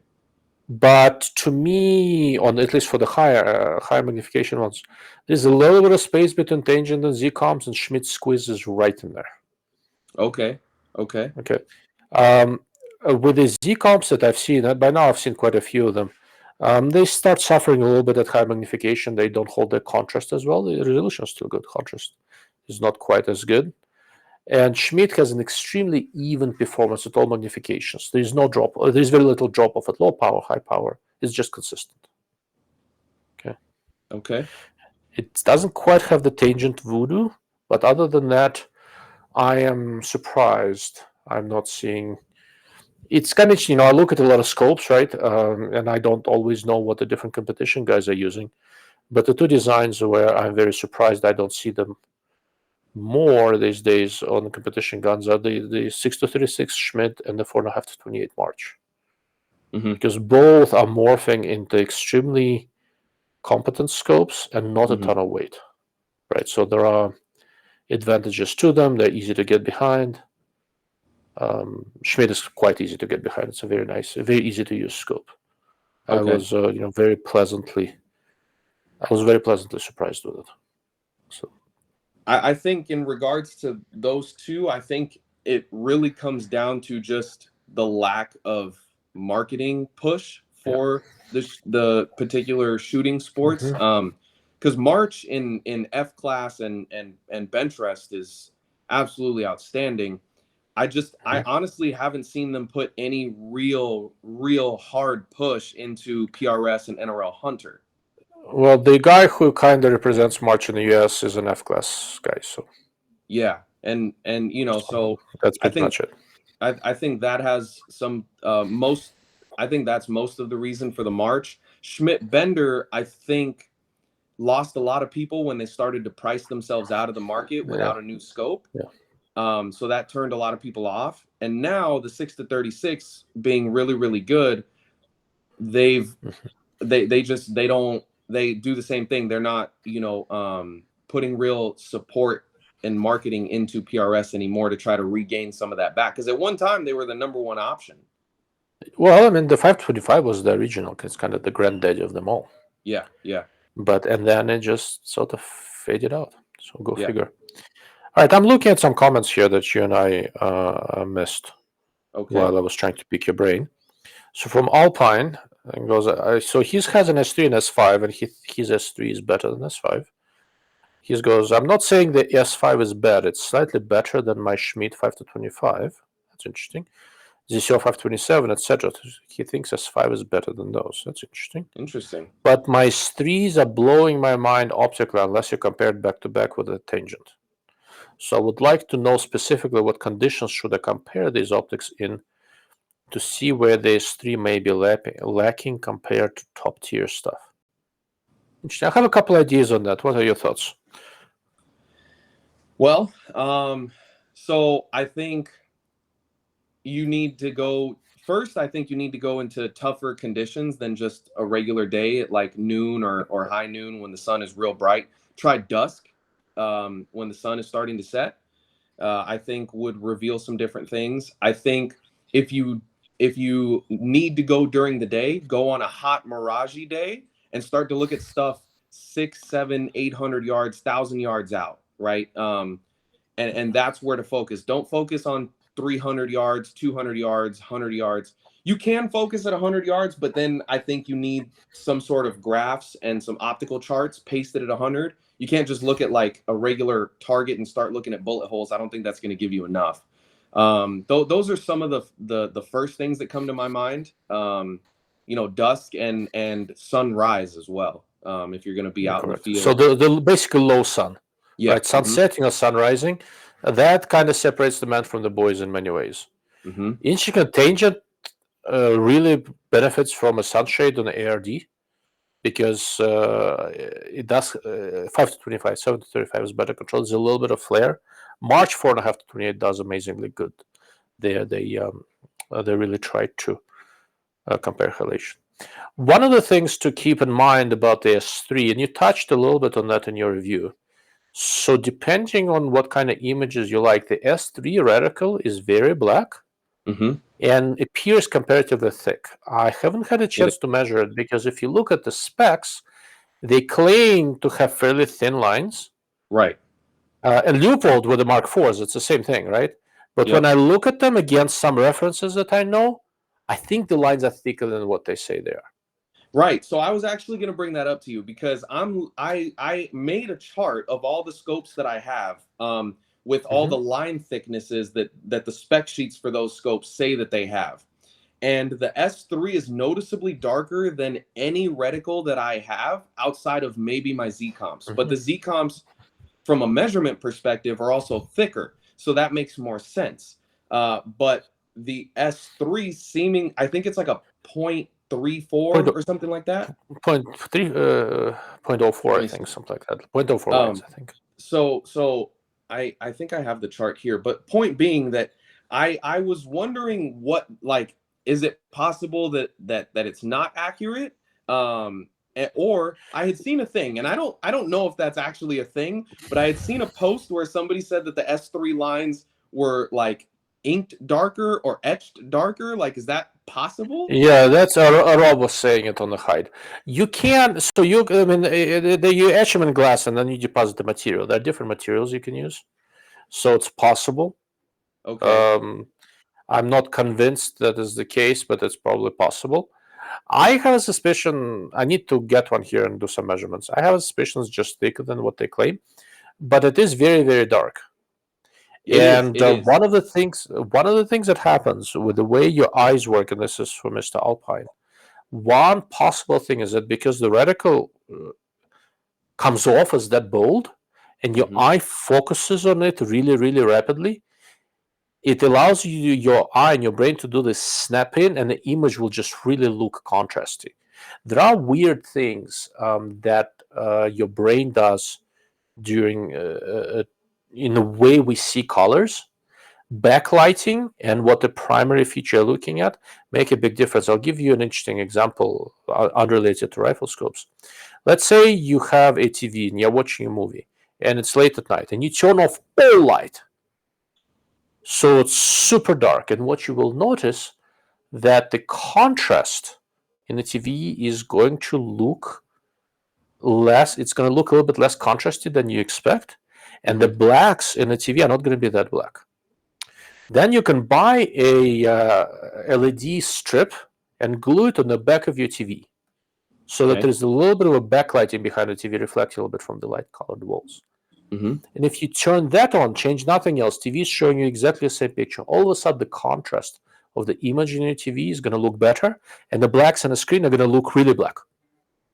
Just that little bit of backlighting will do that because it changes how your brain processes things. Okay. So the presence of a very visible reticle oftentimes introduces an odd effect. It's not for everyone. We all process images a little bit differently. But I've known several people where if the reticle is highly visible and super contrasty, the image just looks better to them. Okay. Interesting. And that may be one of the reasons why the S3 is for Mr. Alpine is looking that much better. I'm not saying it's necessarily the case, but it is one of the possibilities, because I've seen several S3s. I haven't done a thorough review. They're nice scopes. One of the reasons I haven't done a thorough review is that I have a ton of mileage with Razer Gen 3. I have a ton of mileage with Element Theos, and S3 is really very, very similar, right? So if you take the Theos and the S3 and put them side by side, S3 has better reticle illumination, Theos has better turrets. Aside from that, there is really, I think it's just sample variation. I think it's more or less the same scope. Very, very close. Okay. And then there's the Gen 3, with the better IPs. But Gen 3 has a very thin reticle, right? So my only real complaint with the Razer Gen 3 is the reticle is just, for me, it's a little bit too thin, because I tend to shoot a little bit lower power. And with the Gen 3, I have to go higher up. It has the field of view for it, which is nice. Right. But I shoot on high magnification with the Gen 3 than I do with other scopes. Yeah. Right. So because the reticle is quite thin. Which brings us to the next question here, right? From Rick Hamby. I like the price point, the features, and the fact that the S3 has great optics, but not being a production class guy, the Euro Optic Gen 3 in black is just a little more. It's $100 more. Yeah. So which way would you go? $2,500 S3, $2,600 Razer Gen 3? Me personally, I'd go Razer Gen 3 for that small difference. Provided, really honestly though, if there's one reticle that you like more than the other, that probably makes a bigger difference than the money. But if you're okay with both reticles, me personally, I'm okay with both reticles. I would go Razer 3. I really like the eye box, and especially for competition shooting, having a really forgiving eye box is awesome, because when you have to get into like a weird position and your head's all like sideways and fucked up, it just makes it that much more pleasant to get behind. And I don't know how old you are, but if you like the Razer 3, the turrets are like, they're 10 mil per turn. They're really widely spaced, and the numbers are really easily visible. So it's easier to see for a lot of people. So something to consider there. But yeah, for that small of a price difference, if you're not trying to fit production class, I'd go Razer 3. Yeah, interesting. I'm generally with you, right? For the way I shoot, the Zeiss is a slightly easier to use reticle for me, but not enough. One of the things I don't like about the S3 reticle, and that is very individual. I had this discussion while we were waiting for you to figure out California connectivity issues. The way I tend to design reticles, I want the primary stadia to be a little bit bolder, and I want the tree to be a little bit thinner, because I really don't want to see the tree below 10 power or so. Right. And the way Zeiss did the reticle, everything is bold. Yes. And I find that a little bit distracting. Yes. But there is a Gen 3, on the other hand, everything is thin. Right. Yes. So it's like you can go one way or the other. I like them kind of in the middle, but for shooting plates, if I had to choose one, I'd do the Gen 3 on the strength of large beefy turrets and just better eye box. Yeah. Mr. Chen, does production class limit the price of mounts and bipods? No. So the only two things that are limited in price is the actual cost of the rifle on the manufacturer's website and the price of the scope on the manufacturer website. Accessories after that doesn't matter. You can have a $400 spur mount, or you can have $100 Seekins rings. It doesn't matter. Okay. And then I'd seen one comment real quick that I wanted to address a little bit earlier, where somebody said the Razer 3, Chen said the Razer 3 fits in production class. It actually doesn't, because it has to be on the manufacturer website, not what a retail website is selling it for. Yeah. So, and Vortex is just not playing that game of how do we fit into the production scope. Yeah, no, they're treating the Razer 3 as the tier 1 alpha Halo scope product that they have. So it won't be reflected. Well, I mean, it kind of is. Right? Yeah, it is for them for sure. Yeah, and to be fair, when the Gen 3 just came out, you and I were both shocked with how big a step up it is. Yeah, huge step up. Huge step up. Okay, very cool. So Alpine goes, the weight of the Schmidt 6-36 seems almost too good to be true. It will be my next optics purchase, currently saving. Not a bad option. I'm quite impressed with that scope. Quite impressed. Yeah. The X, considering the weight classes, are there any manufacturers making titanium scopes? Oh, No, and you really won't get any real advantage. Aluminum alloys are light enough, and that's not where the weight is. The weight is more in the optics and optics mounts, so titanium won't really give you much there. Let's see. Okay, Mr. Link, or Mr. Chen. Extra fancy turrets on the Tangent, Z, Schmidt, and Bender not presented in lower dollar scopes. That is true. Although, okay, this is going to sound bad. As far as turrets go, there is Tangent, and everything else is a step down. I hate saying yeah. this because a lot of them are getting better. The 10 mil turret from Z Comp is really good. The Yeah. Steel March turret is really good. Yeah. But and then there is this stupid enormous turret on the Tangent is just. Yeah. You just forget about everything else. Like, I know I'm biased. People have told me that I talk too much about Tangent turrets and all that. That's people who haven't tried them. Yeah. Yeah, that's I'm fair. telling you, there is like this tactile hypnotic thing with those turrets. Yeah, It's just 100%. Like, if you guys don't have one, if you ever get one, you could literally sit on your couch watching TV for an hour, twisting the turrets, and it would Yeah. just be therapeutic, honestly. Yeah, perfectly hypnotized. It's the weirdest thing. But Link is right. The turrets on the mid-range stuff have gotten better, Yeah, right? But they are not up to the level of the fancy stuff. correct. And But that's yeah, go ahead. oh, I was just gonna say, like the S3, for example, I was really surprised with how good they are Yeah. and how positive they feel. Yeah, Obviously, they're not as nice as my Tangent or my 10 mil ZCO, but for what the scope is, it's really, really good. Correct. And honestly, I really like the Mark V turrets. I know if for you they feel a little bit more muted. I don't mind. Like, I like the tactile feel. I care about that more than about the sound. Mm-hmm. And with the Mark IVs, I have two Mark IVs here that I've been playing with. Okay, yeah. I haven't skipped a click yet. And in terms of the form factor, they're nice. They're nice turrets. Now, I'm not going to ask you about the Mark V windage turret. I think we've got that reasonably covered in the past. Yeah. And now that I've got the Mark IV here with a 10 mil radian per turn turret instead of the 10.5 and the Mark V. Yeah. And the 10.5 to me is just a circle jerk, basically. Like, they're just trying to be different.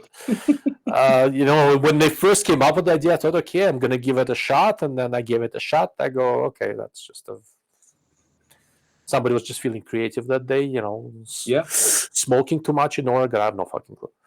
But they fixed it in the Mark IV. Normal 10 mil radian turret, same button, same zero lock. And, the button is the same revolution indicator, works great. Yeah. So.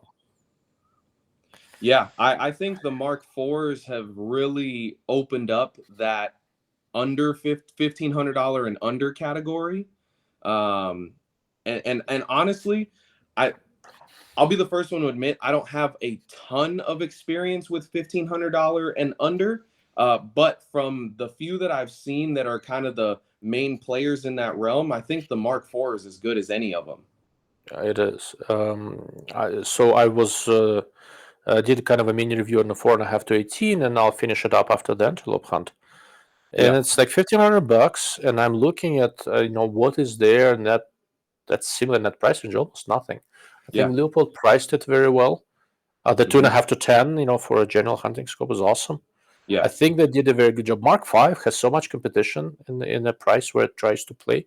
This is just rough. And the Mark IV, in optical, it's very, very similar to Mark V. Yeah. Is playing in a price range where, it is a serious contender that's light. Yep. So, now again, the field of view is a little restricted like with the Mark Vs, but otherwise it's just a really... Yeah. I think really nice. I think what people have to keep in mind is the lower you go in price, the more compromises you have to make with different aspects of a scope. And some of that's going to be, like in the Leupold case, the field of view. On other scopes, it might be glass quality or turret feel, whatever the case is. But yeah, as you go lower, you just have to accept different standards, I guess. Well, what you're trying to say, if something ends up being Leopolded in a $3,000 scope, you're less tolerant of it than in a $1,500 scope. Yeah, 100%. Yeah, I'm with you. The 4.5 to 18 I have here is an illuminated PR1 mill. Yeah. And it's kind of a bold and thick and all that, but I'm shooting plates out to 800-ish or so. Works great. I don't know. Mm-hmm. So it is a nice design. So, but again, the turrets in the mid range are getting better. Yeah. But it's not the same, and I think it's going to take a while before somebody catches up. We always have these claims of all the Arkans and whatever that they all have tangent data turrets, and if you have an Arkan, you don't need a Schmidt and Bender and all that sort of stuff. Right. Yep. Yeah, I'm not so sure.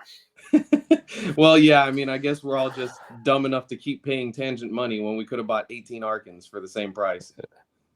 No, and with 18 Arkans, you don't even need a gun. You just go throw them at people, right? So, yeah. Oh, this is interesting. Also from Link, does the manufacturer make a difference if IMT made the reticle for Zeiss? So I don't know if IMT made the reticle for Zeiss. Based on what the Zeiss costs, I'm not so sure.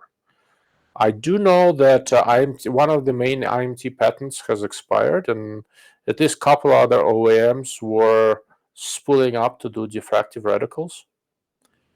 So I don't have any insight into this, but I'm not convinced that IMT made the reticle for Zeiss. It could be, but not necessarily, so I really don't know. So Mr. Rick Hamby goes, he likes the Gen 3 reticle because of the half-mil hash marks, which is reasonable. And Alpine, I wonder if you're right about the reticle thickness. I'll try to do some comparing. With my buddy and I, we can compare all the high-end stuff. That's very convenient. Mm-hmm. We have enjoyed your content. The bolder reticle may be tricking his eye too. He has 2 Razer Gen 3s and 2 S3s, and he prefers the reticle on the eye box of the Razer Gen 3, but prefers the S3 optically. But he also has a tangent, which has amazing color contrast and contrast in general, which it does. Yeah. So, okay. It's with the tangent, it was really interesting when I was doing this last high-end comparison with this 7-35. I've seen several like Z-Comp 8x40s and a bunch of other scopes, and you look at them side by side, and everything looks fine. Look at them individually; they all look good.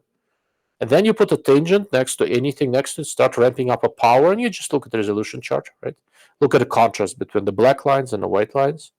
And for all other scopes, right, the black lines are beginning to look like dark gray and all that. And then there is a tangent, and there is no loss of contrast. I'm like, okay. That's kind of not supposed to happen, but yeah. But that's awesome. Yeah, but $6,000. So well, yeah, there's that part. Yeah, so it's not like it's not something for nothing. You're paying for this thing. 100%. I think I told you, right?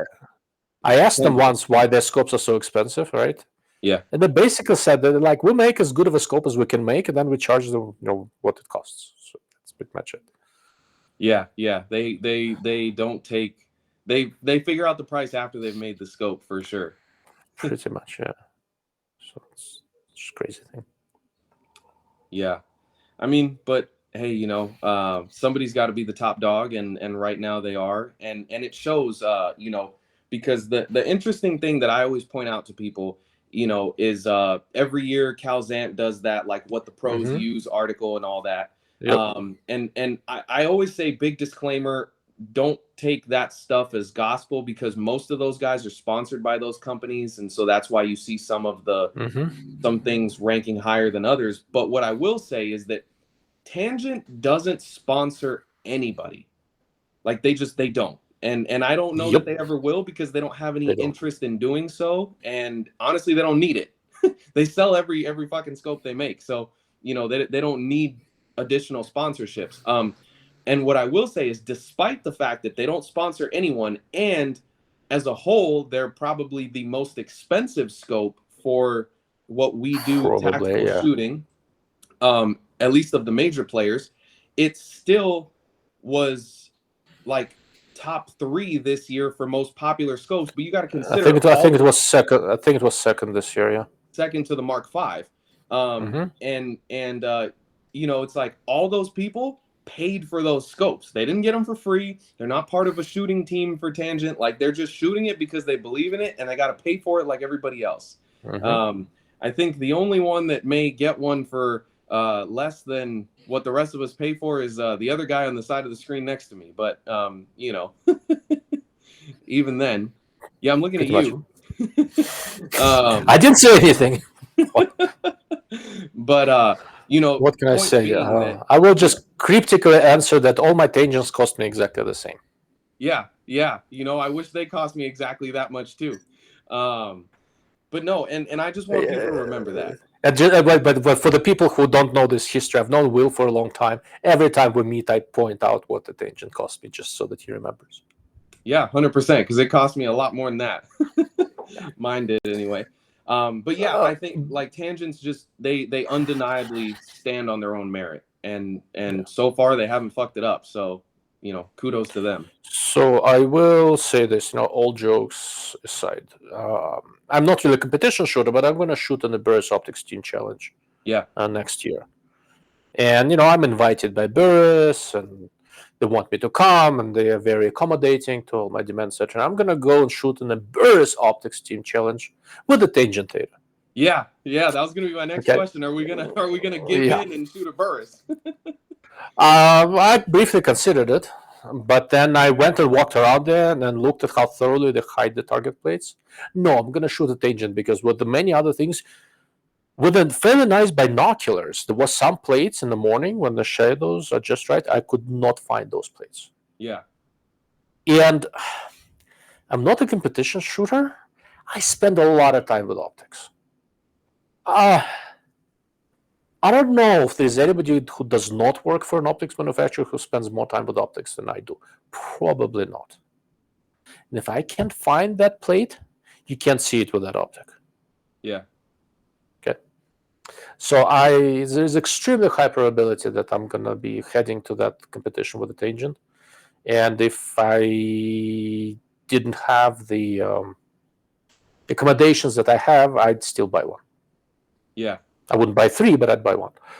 Yeah. So it is impressive. Now, you do have to keep in mind, as much as I like the tangent, if you look at the tangent, the new Schmidt, the Z-Comp, and to some degree even the Razor Gen 3, the difference between them is not huge. It is there because Will and I have both seen the relatively extreme conditions where you see those differences. Yeah. But the differences are not huge. If you have a strong preference for the Z-Comp reticle, you're not going to be... You may do better with the Z-Comp or the reticle that works for you than with the tangent if the reticle doesn't. Yeah, right? Yeah, that's so... Reticles really make a huge difference. Mm-hmm.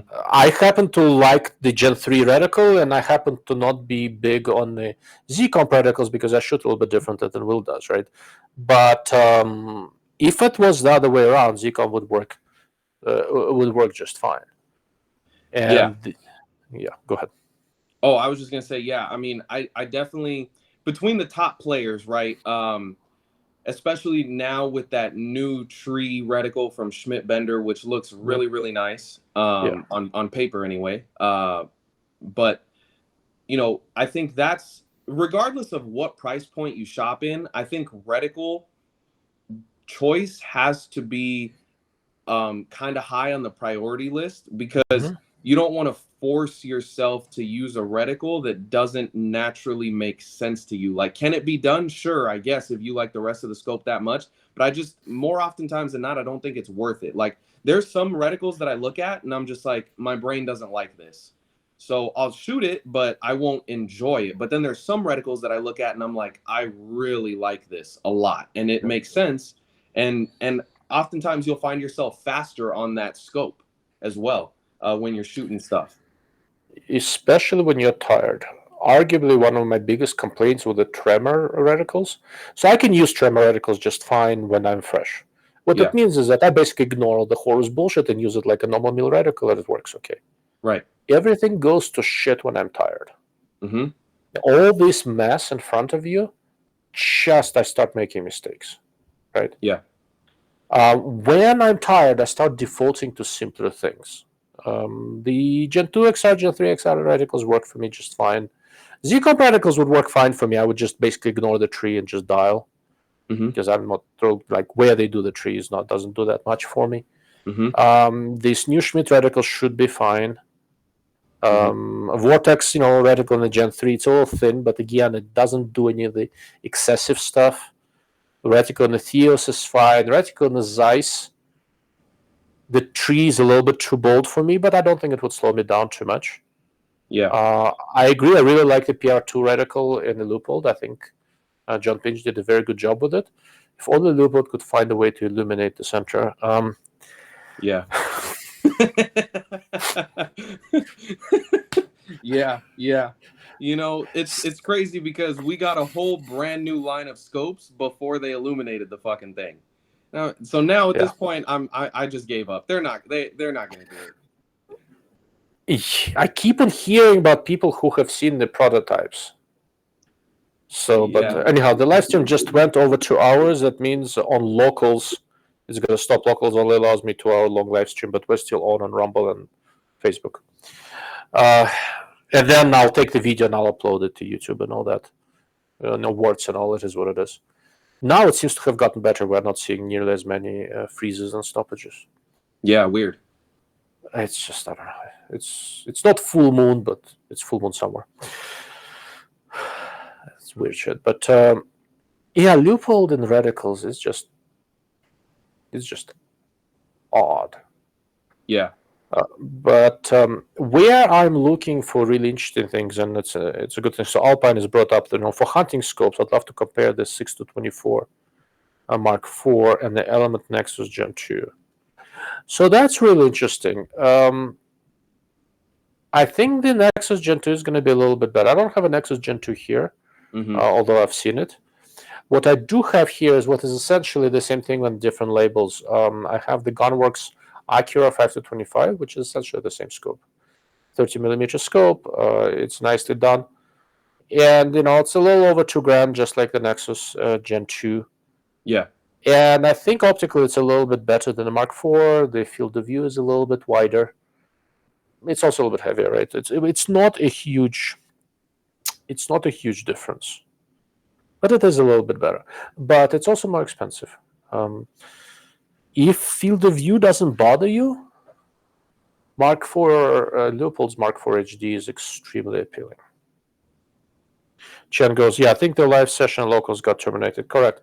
Locals has a limitation of 2 hour long live streams.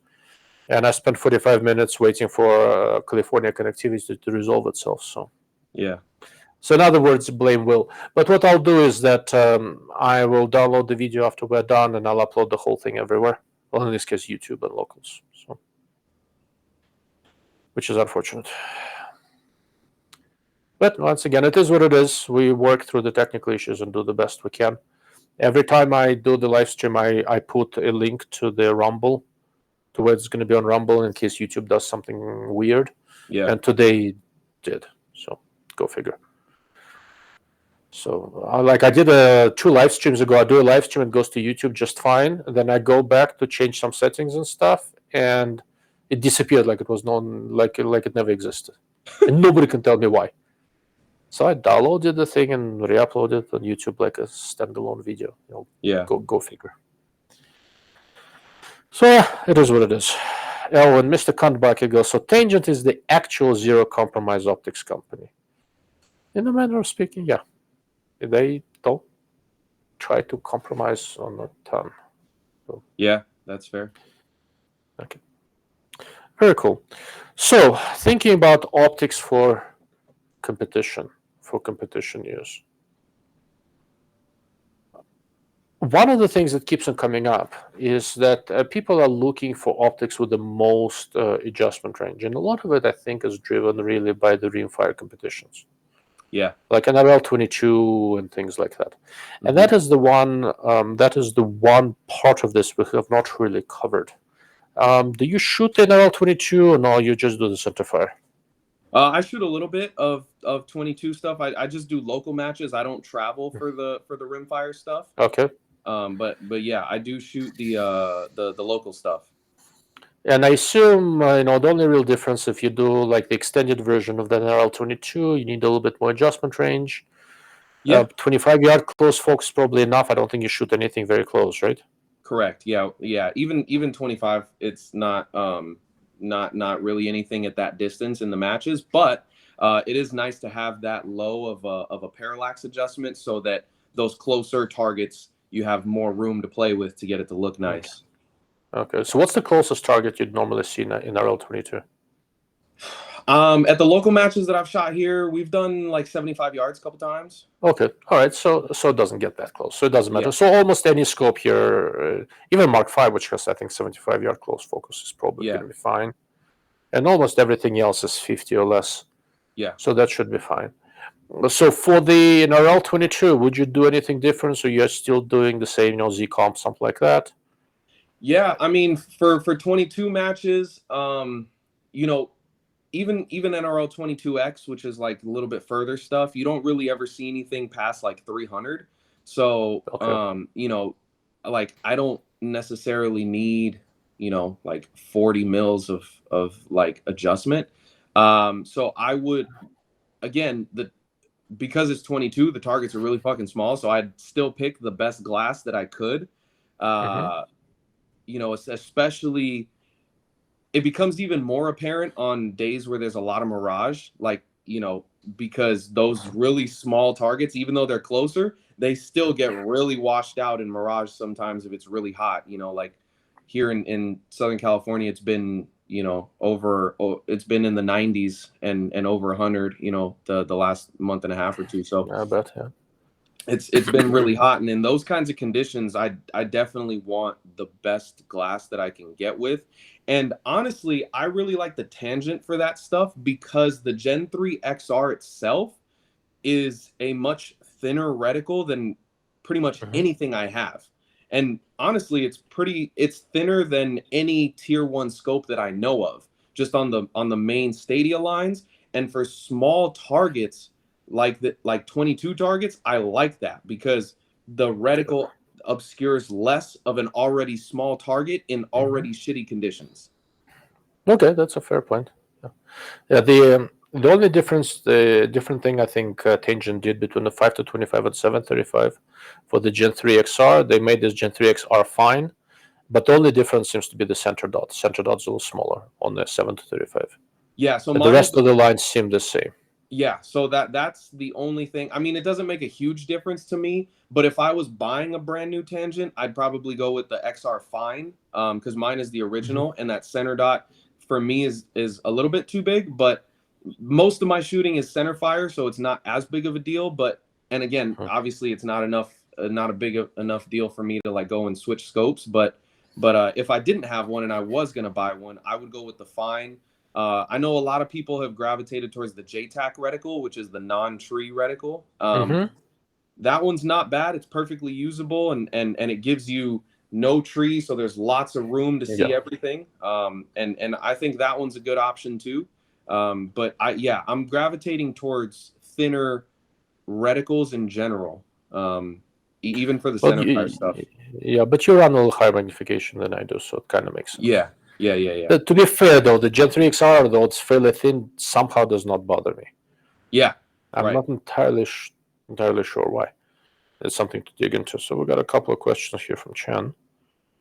Does a 10 to 15-yard close focus change the depth of field performance on Zeiss S3 and Gen 3 Razor? So no.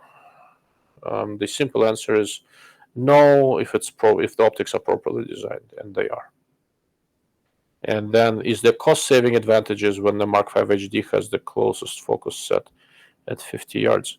I think Mark V focused at 75 yards, no?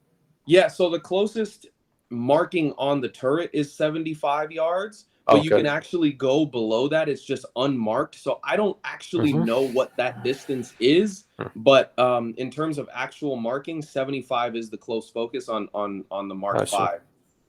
Okay, but probably closest will focus to that. So there's a little bit of a cost saving on the system design side. It's harder to optimize things for a broader focus range. But given how many companies and how many price ranges do this, I don't think it's going to be a major cost driver, I'll be honest with you. So, very interesting. Okay, so now I have a question in terms of course, cost. What in terms of, so if you were going to make a tier list and one being the item that makes the most difference in terms of cost savings when you're building a brand new scope. So if you say like is a lower quality glass the number one item in where you can reduce the cost of a scope? Is it, is it tube size? Is it whatever? Okay, yeah, got it. Okay, so tube size doesn't matter. Optical design basically matters a big deal, right? You can a highly optimized system often has a lot of components. Sometimes these components will use comparatively exotic glass. The tolerance of assembly is a huge deal. How this thing is built and how well everything is centered, how well it's all built actually makes a significant difference.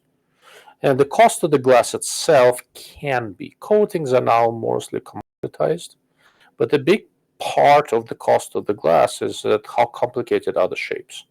Right, for most rifle scopes, the lenses are comparatively straightforward, but we've had a few, odd aspherics and stuff like that. Some made from expensive glass.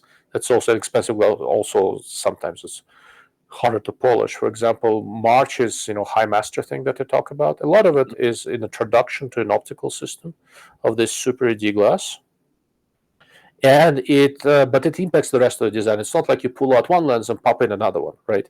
You change something, everything changes. You have to redesign the whole, the whole thing. Okay. So everything comes down of the system design. There's optical system design, there's mechanical system design. Optical system design basically mandates what kind of lenses you have, how many, where they need to be. And then you need to build the mechanical structures, supports, etc., to keep all this stuff. In a variable rifle scope, you also have to move all these pieces and do so incredibly precisely, right? Because if, let's say, in a erector, you have lenses that are supposed to move like this with respect to each other, right? If they start doing this while you move, everything goes to shit. Yeah. Okay. So making a design that's super precise is not terribly hard. Making a design that you can actually build consistently without screwing everything up, now that gets rough. Okay. Right?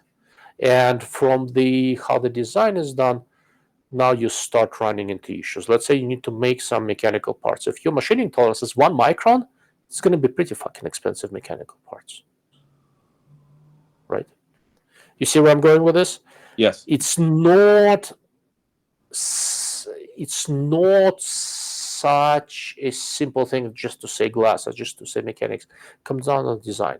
If you want to make a high-performing scope that's super short, you're up shit creek. That is, Vortex has this AMG 1-10 that shows up on some military rifles. It's like 7.5 inches long, or 8 inches, something like that. Yeah. So about 2.5 inches shorter than the regular 1-10, with very similar performance. And everybody goes, it's the same thing, same performance. And I'm looking at this going, they made it 2 inches shorter without sacrificing performance? That's a fucking magic trick.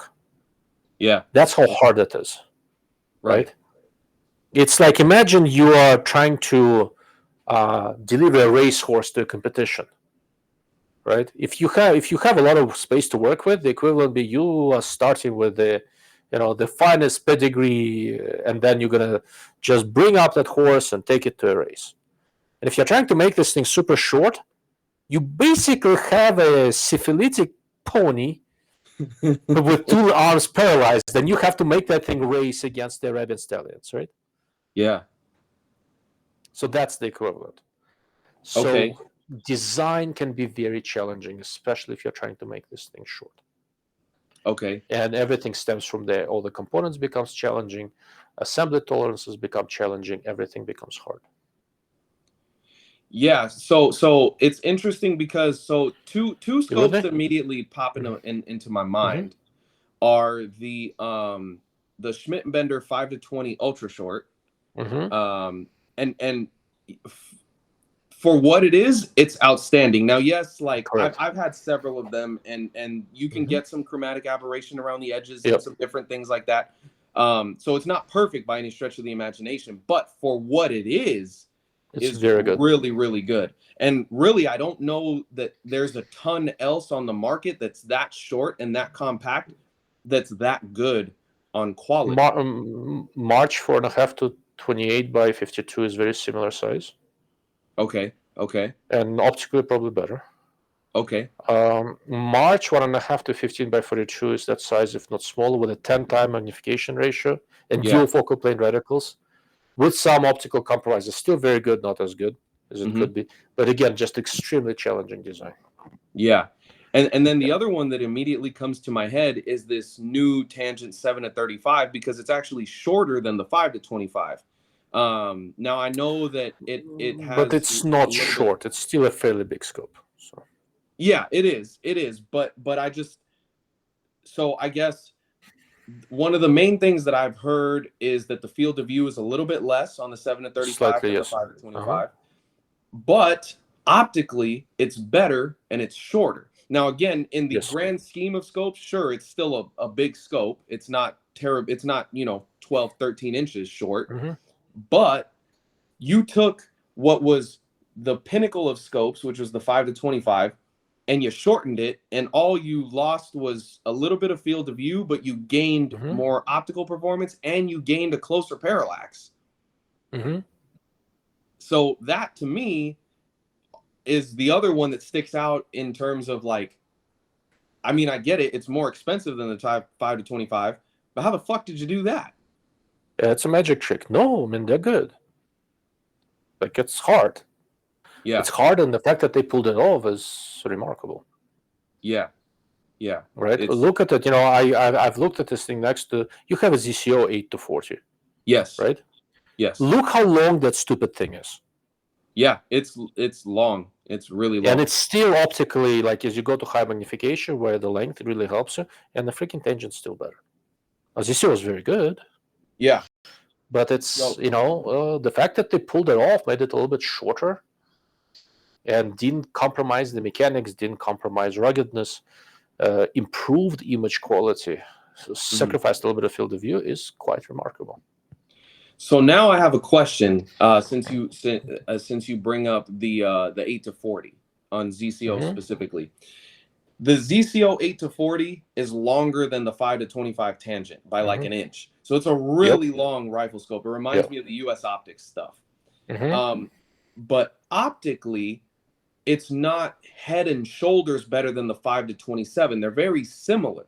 So in my mind, I just think, when you have a scope that's that long and you already had the 5-27 that was already really, really good, if I give you all that extra room to work with, should it not be substantially better? Because you have more room? Yes, it should, but these guys are kind of litigious, so I don't want to get sued. No, all jokes aside, nobody's gonna sue me. So the 8-40 is a mystifying scope to me. You told me you really liked yours, and then I studied, and I went, and I've got my hands on several. And it was like there were two that were just really not that good. I was surprised this year would let them out. There were two that were quite nice. There was one that was kind of mid-pack. Did I look at 5 or 6? There's one more. And I couldn't quite figure it out, but I've looked at quite a few ZCOs by now. And as far as overall optical, the mechanical, they're all good, wonderful design. As far as overall optical quality, the 4-20 is still the best one. 5-27 is very good, but 4-20 is better. And 8-40 is very good, but 5-27 is better, and 4-20 is better yet. And they all presumably have the same eyepiece, same erector, just the front end changes. And I don't quite get it.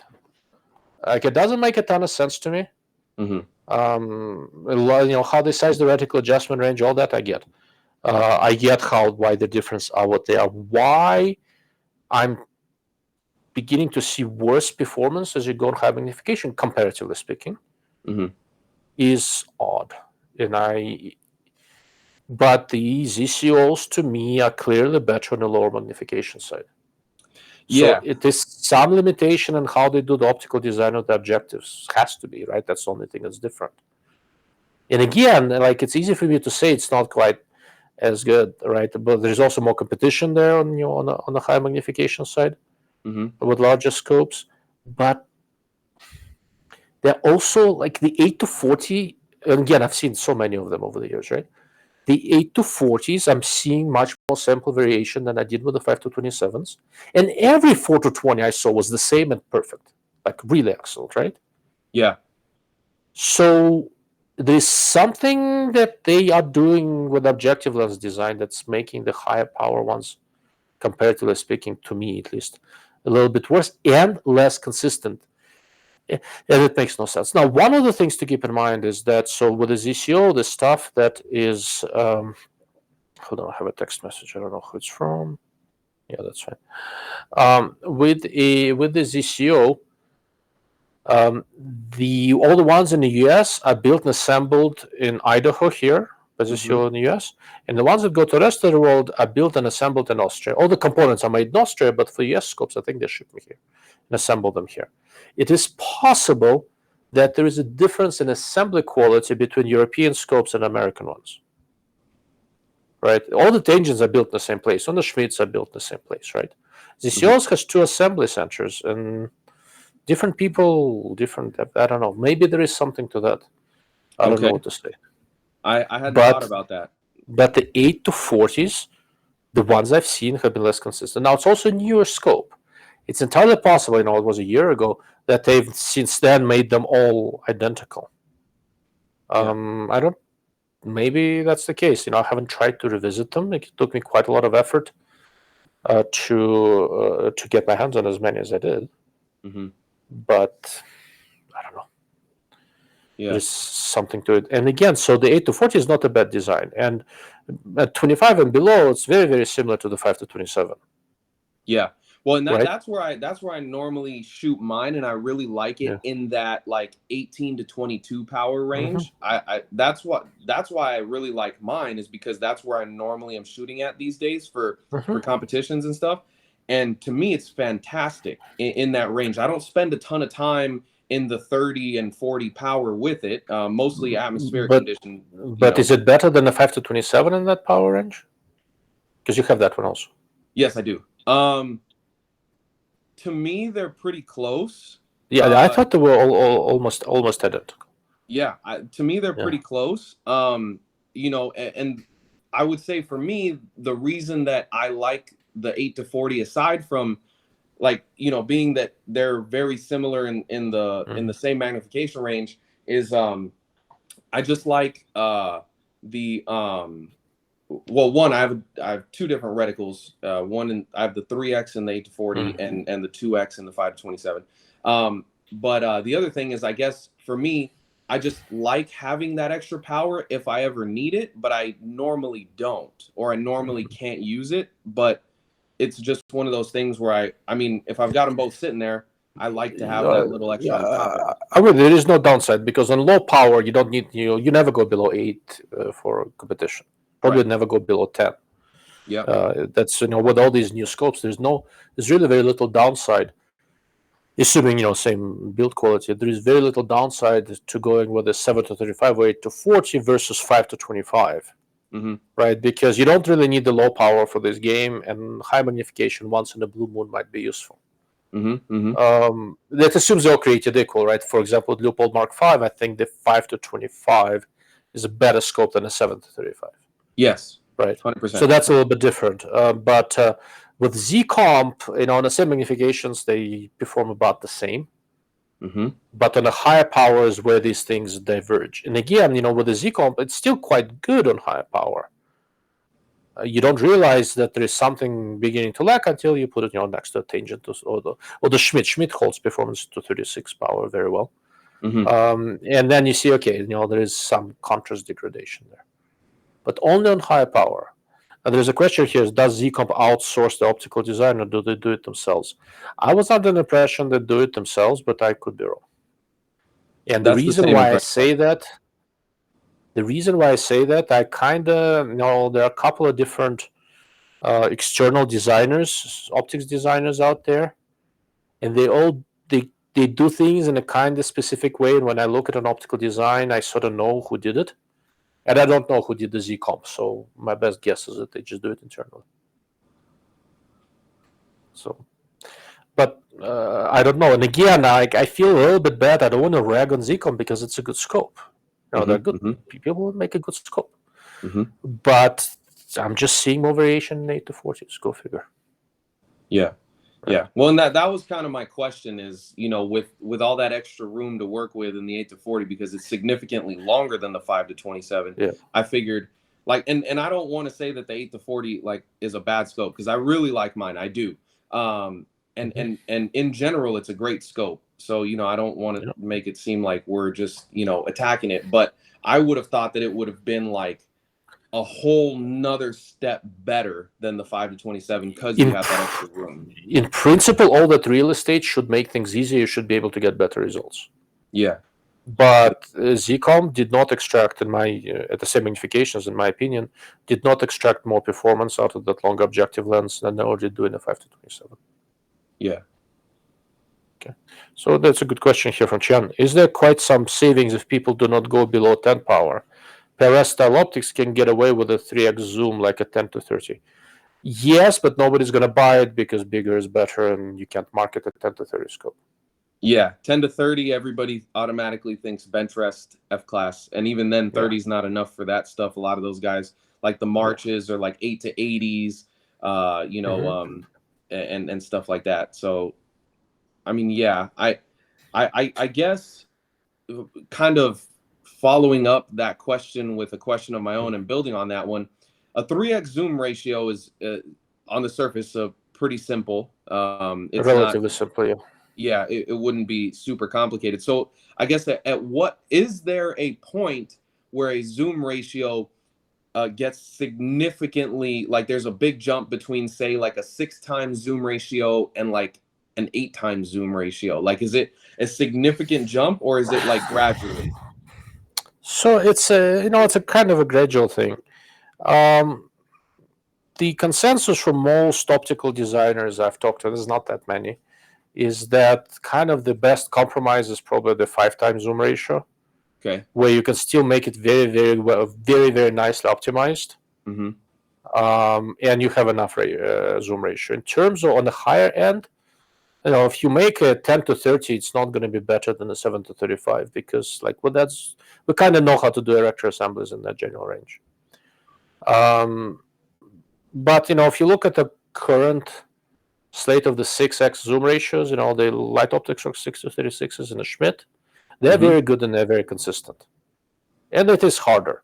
Then you start going up to 7 and 8 times zoom ratios, and then it gets rougher, right? And that's it's not, you don't fall off the cliff, but it gets hard. And if you carefully look through the zoom range on on 10 power Marches, 1.5 to 15 or something like that, there'll be a couple of settings there that things clearly get blurry because just we haven't found a way to full optimize. Now it's going to be one setting, and usually everybody blows right through it, and you don't pay attention. But if you pay attention, if you look for it, you'll find something. Like on the Razer 1 to 10 on a low power variable, right around 2.7 or so, there's actually a spot where everything gets blurry, image in the reticle. Like between 2.65 and 2.75, something like that. Right. So if you manage to stop right there, it's gonna be blurry. You go just below, just above it, and all of a sudden it cleans up because 10-time erector ratio is just hard to do. Yeah. Right. Okay. So, but you might get some cost savings. Jesus. So I have a standing desk. My foot just cramped up. Shit. The things I do to share the knowledge. Jesus. It's very uncomfortable. All of a sudden, instead of a two-legged stool, you become a one-legged stool. Where was that? Yeah. So 5 time erector ratio seems to be kind of where we are where lots of performance, minimal compromises. Chen, there's supposed to be more lens elements in an erector tubes in an 8x zoom ratio compared to a 3x, or they're the same. You can do it a couple of different ways, but yes, once you go past about 4-5 times zoom ratio, you are really beginning to add both optical and mechanical complexity, more elements, multiple things moving at the same time, etc. So for high erector ratio, you can sometimes have sort of 2 telescoping tubes in the erector system, you might have 3, because you have different things moving. So going back to a 10 to 30, for example, with a 3 times zoom ratio, if you took any of the top manufacturers, ZCO, Schmidt, Tangent, and you gave them a task to build a scope with a 3x zoom ratio versus a 6x zoom ratio, just based on the principle of having a smaller zoom ratio, could they get more performance out of that? They could. In terms of image quality and stuff, with the better manufacturers, you probably won't see any difference because it's not. They will be able to make it really good.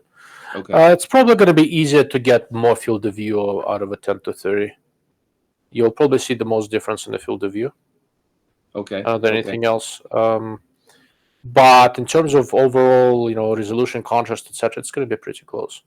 Now, if you compare like a 3 time erector ratio to 12, it's going to be a big difference. Yeah. Right. But between 3 and 5 and 3 and 6, not too much. Again, now, it would have been different 20 years ago. But we've kind of figured out how to do nice erector assemblies with a 5 or 6 time erector ratios. Okay, interesting. Yeah, because I think, like, for example, if you told Schmidt build a 10 to 30 and then compare it to your 6 to 36 and compare them both at, say, 30 power or whatever the case is, would you, in theory, get more performance out of that 10 to 30? In theory, you could, but in practice, 6 to 36 is good enough where, like, yeah, I can measure that performance. I don't know if you're going to see it. But again, right, given that we're dealing with a normal human eye, if I were trying to do a 10 to 30, which is a little bit simpler, I'd probably push the field of view, better distortion control. Those 6 to 36 is already very good. Now, if you try to build a really high-end scope for $800, there might be a little bit more to work with there. But here's a basic problem, right? So the people who spend $800 want more performance on paper than people who spend $4,000. Yeah. So selling a 10 to 30 scope is probably going to be easier to the guys paying $4,000 than to the guys paying $800. Yeah. Because if you're dropping $4,000 on this, it's a nice way of saying it. Look, just as before, that's why I exist, right? People who are dropping $4,000-5,000, they all end up here somehow asking questions because you kind of want to know before you drop $5,000. Yeah. Right. The guys who are paying $800 for a scope, they go search the internet a little bit, read some specs, and go, yeah, this looks awesome. Right. Yeah. So they're not going to buy a 10 to 30 scope. Makes sense. All right. Chen goes, Ilya, you mentioned the optical designs would be similar to high-end manufacturing. What about lower ones, like those mid to top Chinese OEMs, such as the one that made the RSCTR, Sam Electrical, something like that? RSCTR is very good.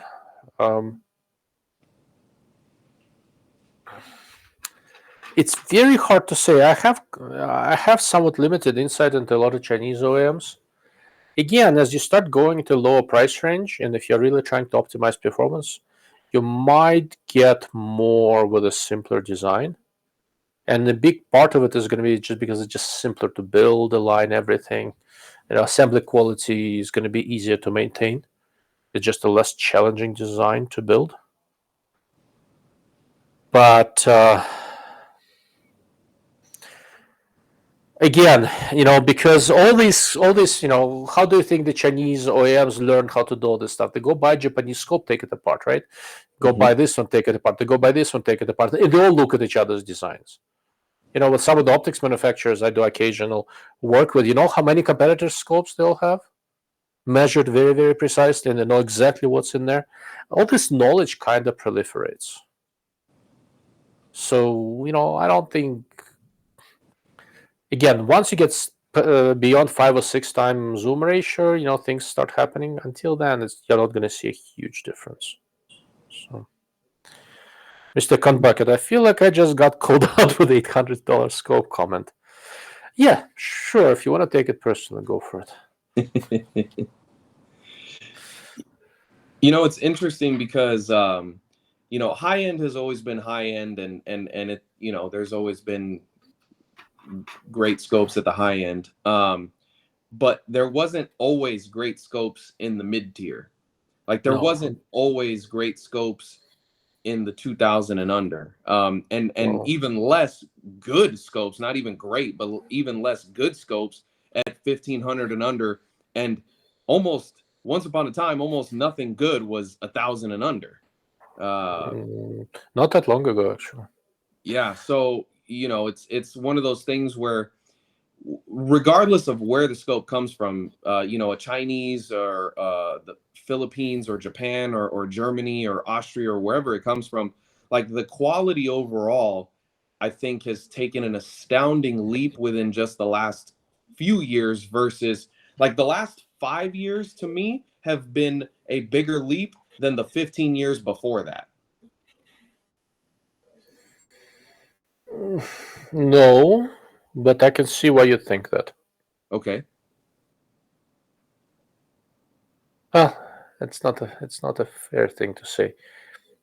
Because what you think is the leap of the last 5 years, I've been looking at for the last 15.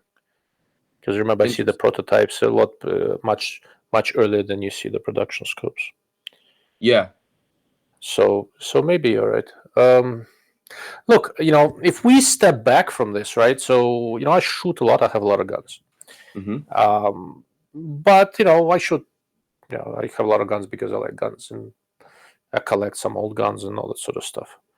But, if I'm not testing anything, if I'm left to my own devices, what do I shoot? I have a couple of different fixes. I hunt with one, I do precision with the other. Sometimes it flips because you can do everything with a fix.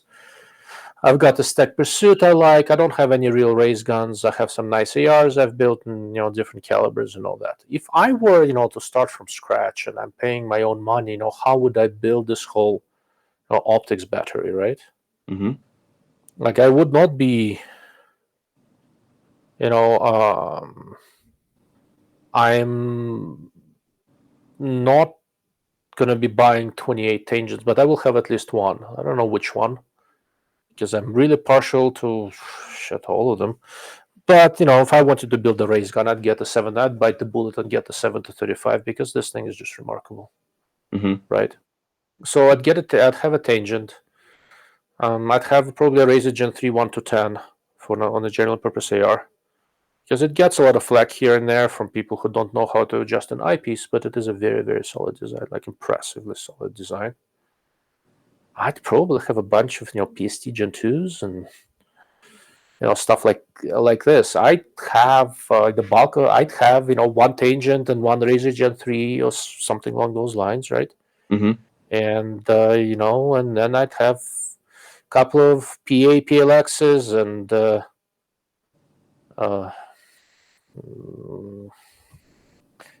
PST Gen 2, that level scopes, Element Titan, stuff like that. Right? And I'm the world's greatest optics snob. But all this $800 stuff has gotten so good that for applications that are not quite the most demanding, I can get away with $800 scopes for quite a long time. Look, I mean, again, I'm going pronghorn hunting, which I've been trying to do for a while, and was not a simple thing to arrange, and I can take anything I want.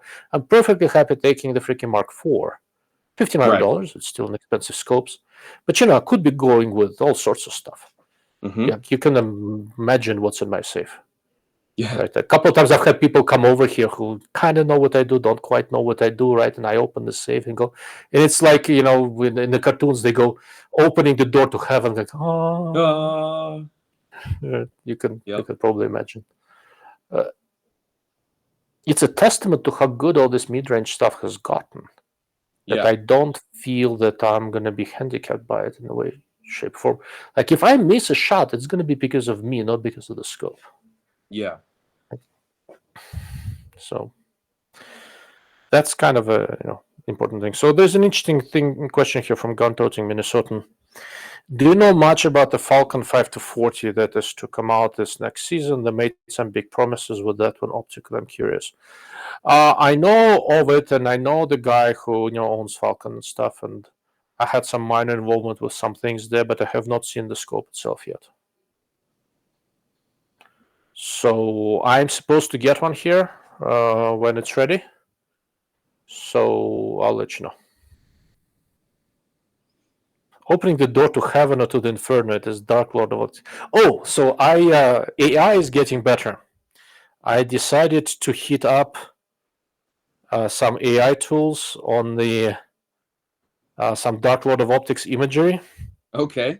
You're gonna get a kick out of this. Like it was earlier this morning. I came out of a meeting. I had another one, and I spent 20 minutes just kind of reorienting my brain.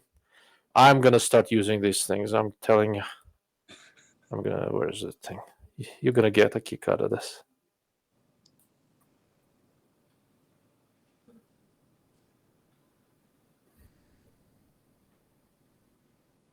Oh, that's so good. That is so good. All right, let's see if I can flip through the images. Did it flip the image? Yes. So I told it to generate a Dark Lord of Optics and with a few other things. So this one just has a kind of, this looks a little bit like me. So I do like that one. I like that one a lot. That one's really good. I like this one quite a lot. Yeah.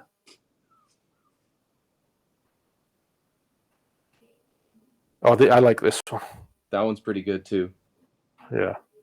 So it's pretty cool what you can do with the AI nowadays. Yeah, for sure. So it was a reaction to Link's opening the door to heaven or inferno. It is Dark Lord of Optics. Yeah. Pretty much. No, I'm gonna start using those things. They're really cool. Yeah, for sure. That'd be a really cool sticker.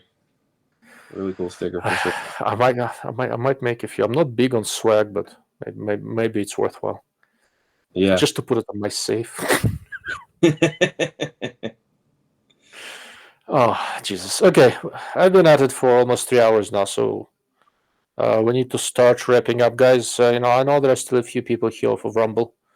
If there are any other questions you have for Will or for me, now's the time. While you're thinking, so Will, anything else on optics side that I can help you with? Someone, let me just check what it is right here. He had messaged me on Instagram, and okay. He wanted us to touch briefly on lighter weight scopes, 30 ounces and under, in that like $2,500 and under price range, something a little more practical, like on the hunting side of things. And I had told him, honestly, there's not a ton of options if that's what you're looking for in terms of like full-fledged, like, tactical scopes, or, with dialable turrets and all that kind of stuff. One that I actually have here that's pretty interesting that I'm taking a look at, I wanted at a match, is the Apex 3-15 long-range hunter. Not the most expensive scope in the world, and it's not a tangent or a ZCO by any stretch of the imagination. But I mean, it's not terrible for what they're charging for it. But so it's not bad at all. I was thinking of looking at one, and I missed this hunting season, so maybe next one. That big ass center dot is kind of an interesting thing. I'm not sure how much I like it. Yeah. So on paper, I like the reticle design. In actuality, looking through it, I think it's a little bit too thick. Now I get it; it's supposed to be geared more towards like hunting, so maybe a little bit easier to see. But my problem is it's a first focal plane scope, and with like locking turrets and dialable turrets and all that kind of stuff. So it seems a little bit more tactical-ish than a traditional hunting scope. So I think you just got to thin out the reticle. Like, I think the design is perfectly fine. I just think you got to thin it out, especially that giant center dot. But I guess if I gave you those restrictions, $2,500 and under, 30 ounces and under, basically being the main two requirements, what are some of the ones that you would look at? Well, generally speaking, I would take the Tangent 3 to 15 by 50 with a 30 millimeter tube, send it to one of the Japanese manufacturers, and tell them to reverse engineer it. That would be the simplest, because that's still the best. It's 27 ounces. It's just not $2,500. Yeah. So $2,500 gets rough. Of the current scopes, the best ones that are kind of squeezing under the 30-ounce stuff are the Tangent, the March 4.5 to 28, but it's a little over $3K. So it's not $2,500. As you start going lower the price ranges, you're basically running into Mark 5s, right? And that's 3.6 to 18, which is a nice scope, but the basic problem is that if you don't need the low power, the 4.5 to 18 by 52 Mark 4 is probably a better scope. Depth of field is a little bit better, it's a little bit longer, but it's also lightweight and it's under $2,500. Field of view is not awesome, but it's not bad. So that would be a very, very strong contender. The current generation of these 4 to 25, 5 to 25 Light Optics Works scopes, they're all more than 30 ounces. Nexus is the closest, I think about 33. And there are some Track Toric is much heavier, it's, bigger tube. Right. But unfortunately, that generation came out to be a little bit on the heavy side. The 3 to 15 you're looking at from Apex, it's from Japan Optics Limited, and there are a couple other manufacturers that are picking up that related design, and then we're going to see it a little bit more. Japan Optics Limited also has a 3 to 18 by 50. That was the Brownells MPO, which is very, very competent. Riton still has it, but with Riton, and again, it went over 30 ounces. MPO was right at 30. So you're basically running into this issue. And when I start thinking about the hunting scope, weight kind of matters. And I kind of circle around and play with different things and come back to Razer, HDLHT 4.5 to 22 by 50. Yeah. Turrets are not great, but they work. Field of view is probably similar to the Mark IVs, maybe slightly wider, not by much. They don't really break. Every once in a while, the illumination module does something funky. I had a chance to look at Vortex's, return records. So they don't really break. Center field performance is very good. Tracking is good. And it's 21.7 ounces. Yeah. Right. And it's just, and when it's very interesting, it's, was it $1,500 scope? When we're talking about $2,500. Yeah. Between $1,500 and $2,500, if you put those restrictions on weight, it's it's the Razer DLHT and the ReUpload Mark IVs, and more or less it. Yeah. Okay. There just isn't really much else. That's the bad part. The good part is that both of these options are extremely competent. Yeah. Like, they start looking weak when you look at them next to the Tangents of this world, and forget that that's $4,000. I mean. Yeah. Right. Think of it. What scope? What $2,500 scope can you think of that, in terms of, let's say, optical performance, is going to be head and shoulders better than Razer HDLHT or than the Mark IV? Yeah, nothing that is going to be even close to the 30-ounce mark. Correct. Like the Attacker 4 to 16 by 42 is very good, but it's more than 30 ounces. Yep. Right. The only one that I can think of, which they don't even make anymore, was the Vortex AMG, because it was like 28 ounces. You're correct. And optically, it was really, really, really good. It but was very nice. They don't make it anymore, which always baffled me. Well, it wasn't selling that much, and their facility is completely booked. Remember, they do a lot of stuff for different militaries out there. They build a lot of stuff in Wisconsin. So. Got it. Yeah, I'm going to be there in about a month, a little bit less, in September. Okay. So. Okay. But it's almost in no man's land. It's this crossover scope category that just seems to be a little bit underserved. I wish, I wish there was more there. Yeah. But manufacturers are very reticent at dumping a lot of money into that field, simply because bigger cells. People want 35 power where they need it or not. Yeah.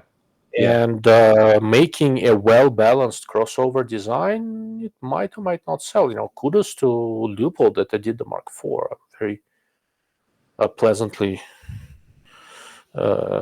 impressed with it. Kudos to Vortex for the HDLHT. Yeah. I think I told you years ago my HDLHT story, right? Scott from Vortex calls up, says, "Okay, I sent you a scope, and stop harassing me." Right? I spent a decade trying to get them to make that 4.5 to 3 or something along those lines. In actuality, it was, "Here's your fucking scope," but we'll say, "Go with stop harassing me." But I really like that scope. I still have that original, like one of the very first ones that made it out of the factory. I shot a sheep with. Love that thing, right? Doesn't break, it tracks true, optical performance is good, and it's light. Okay. So Mr. Gunto to Minnesota goes, "Are you driving to Wisconsin or flying?" Yeah, I'll be flying. I live in New Mexico. Wisconsin is a long drive. But that's pretty much that. All right, I didn't see a ton of new questions. Link goes, "There will be a Chinese OEM that becomes capable of making a production class scope that beats both Mark V and S3. I maybe want to convince you to believe it." Look, higher-end Chinese OEMs right now are capable of making excellent stuff, much better than people will want to believe. The problem with Chinese OEMs right now is going to be political. I have a suspicion that no matter who wins in November, we're going to see some bigger tariffs on the Chinese manufacturers, which may or may not be good for our industry. So we'll see.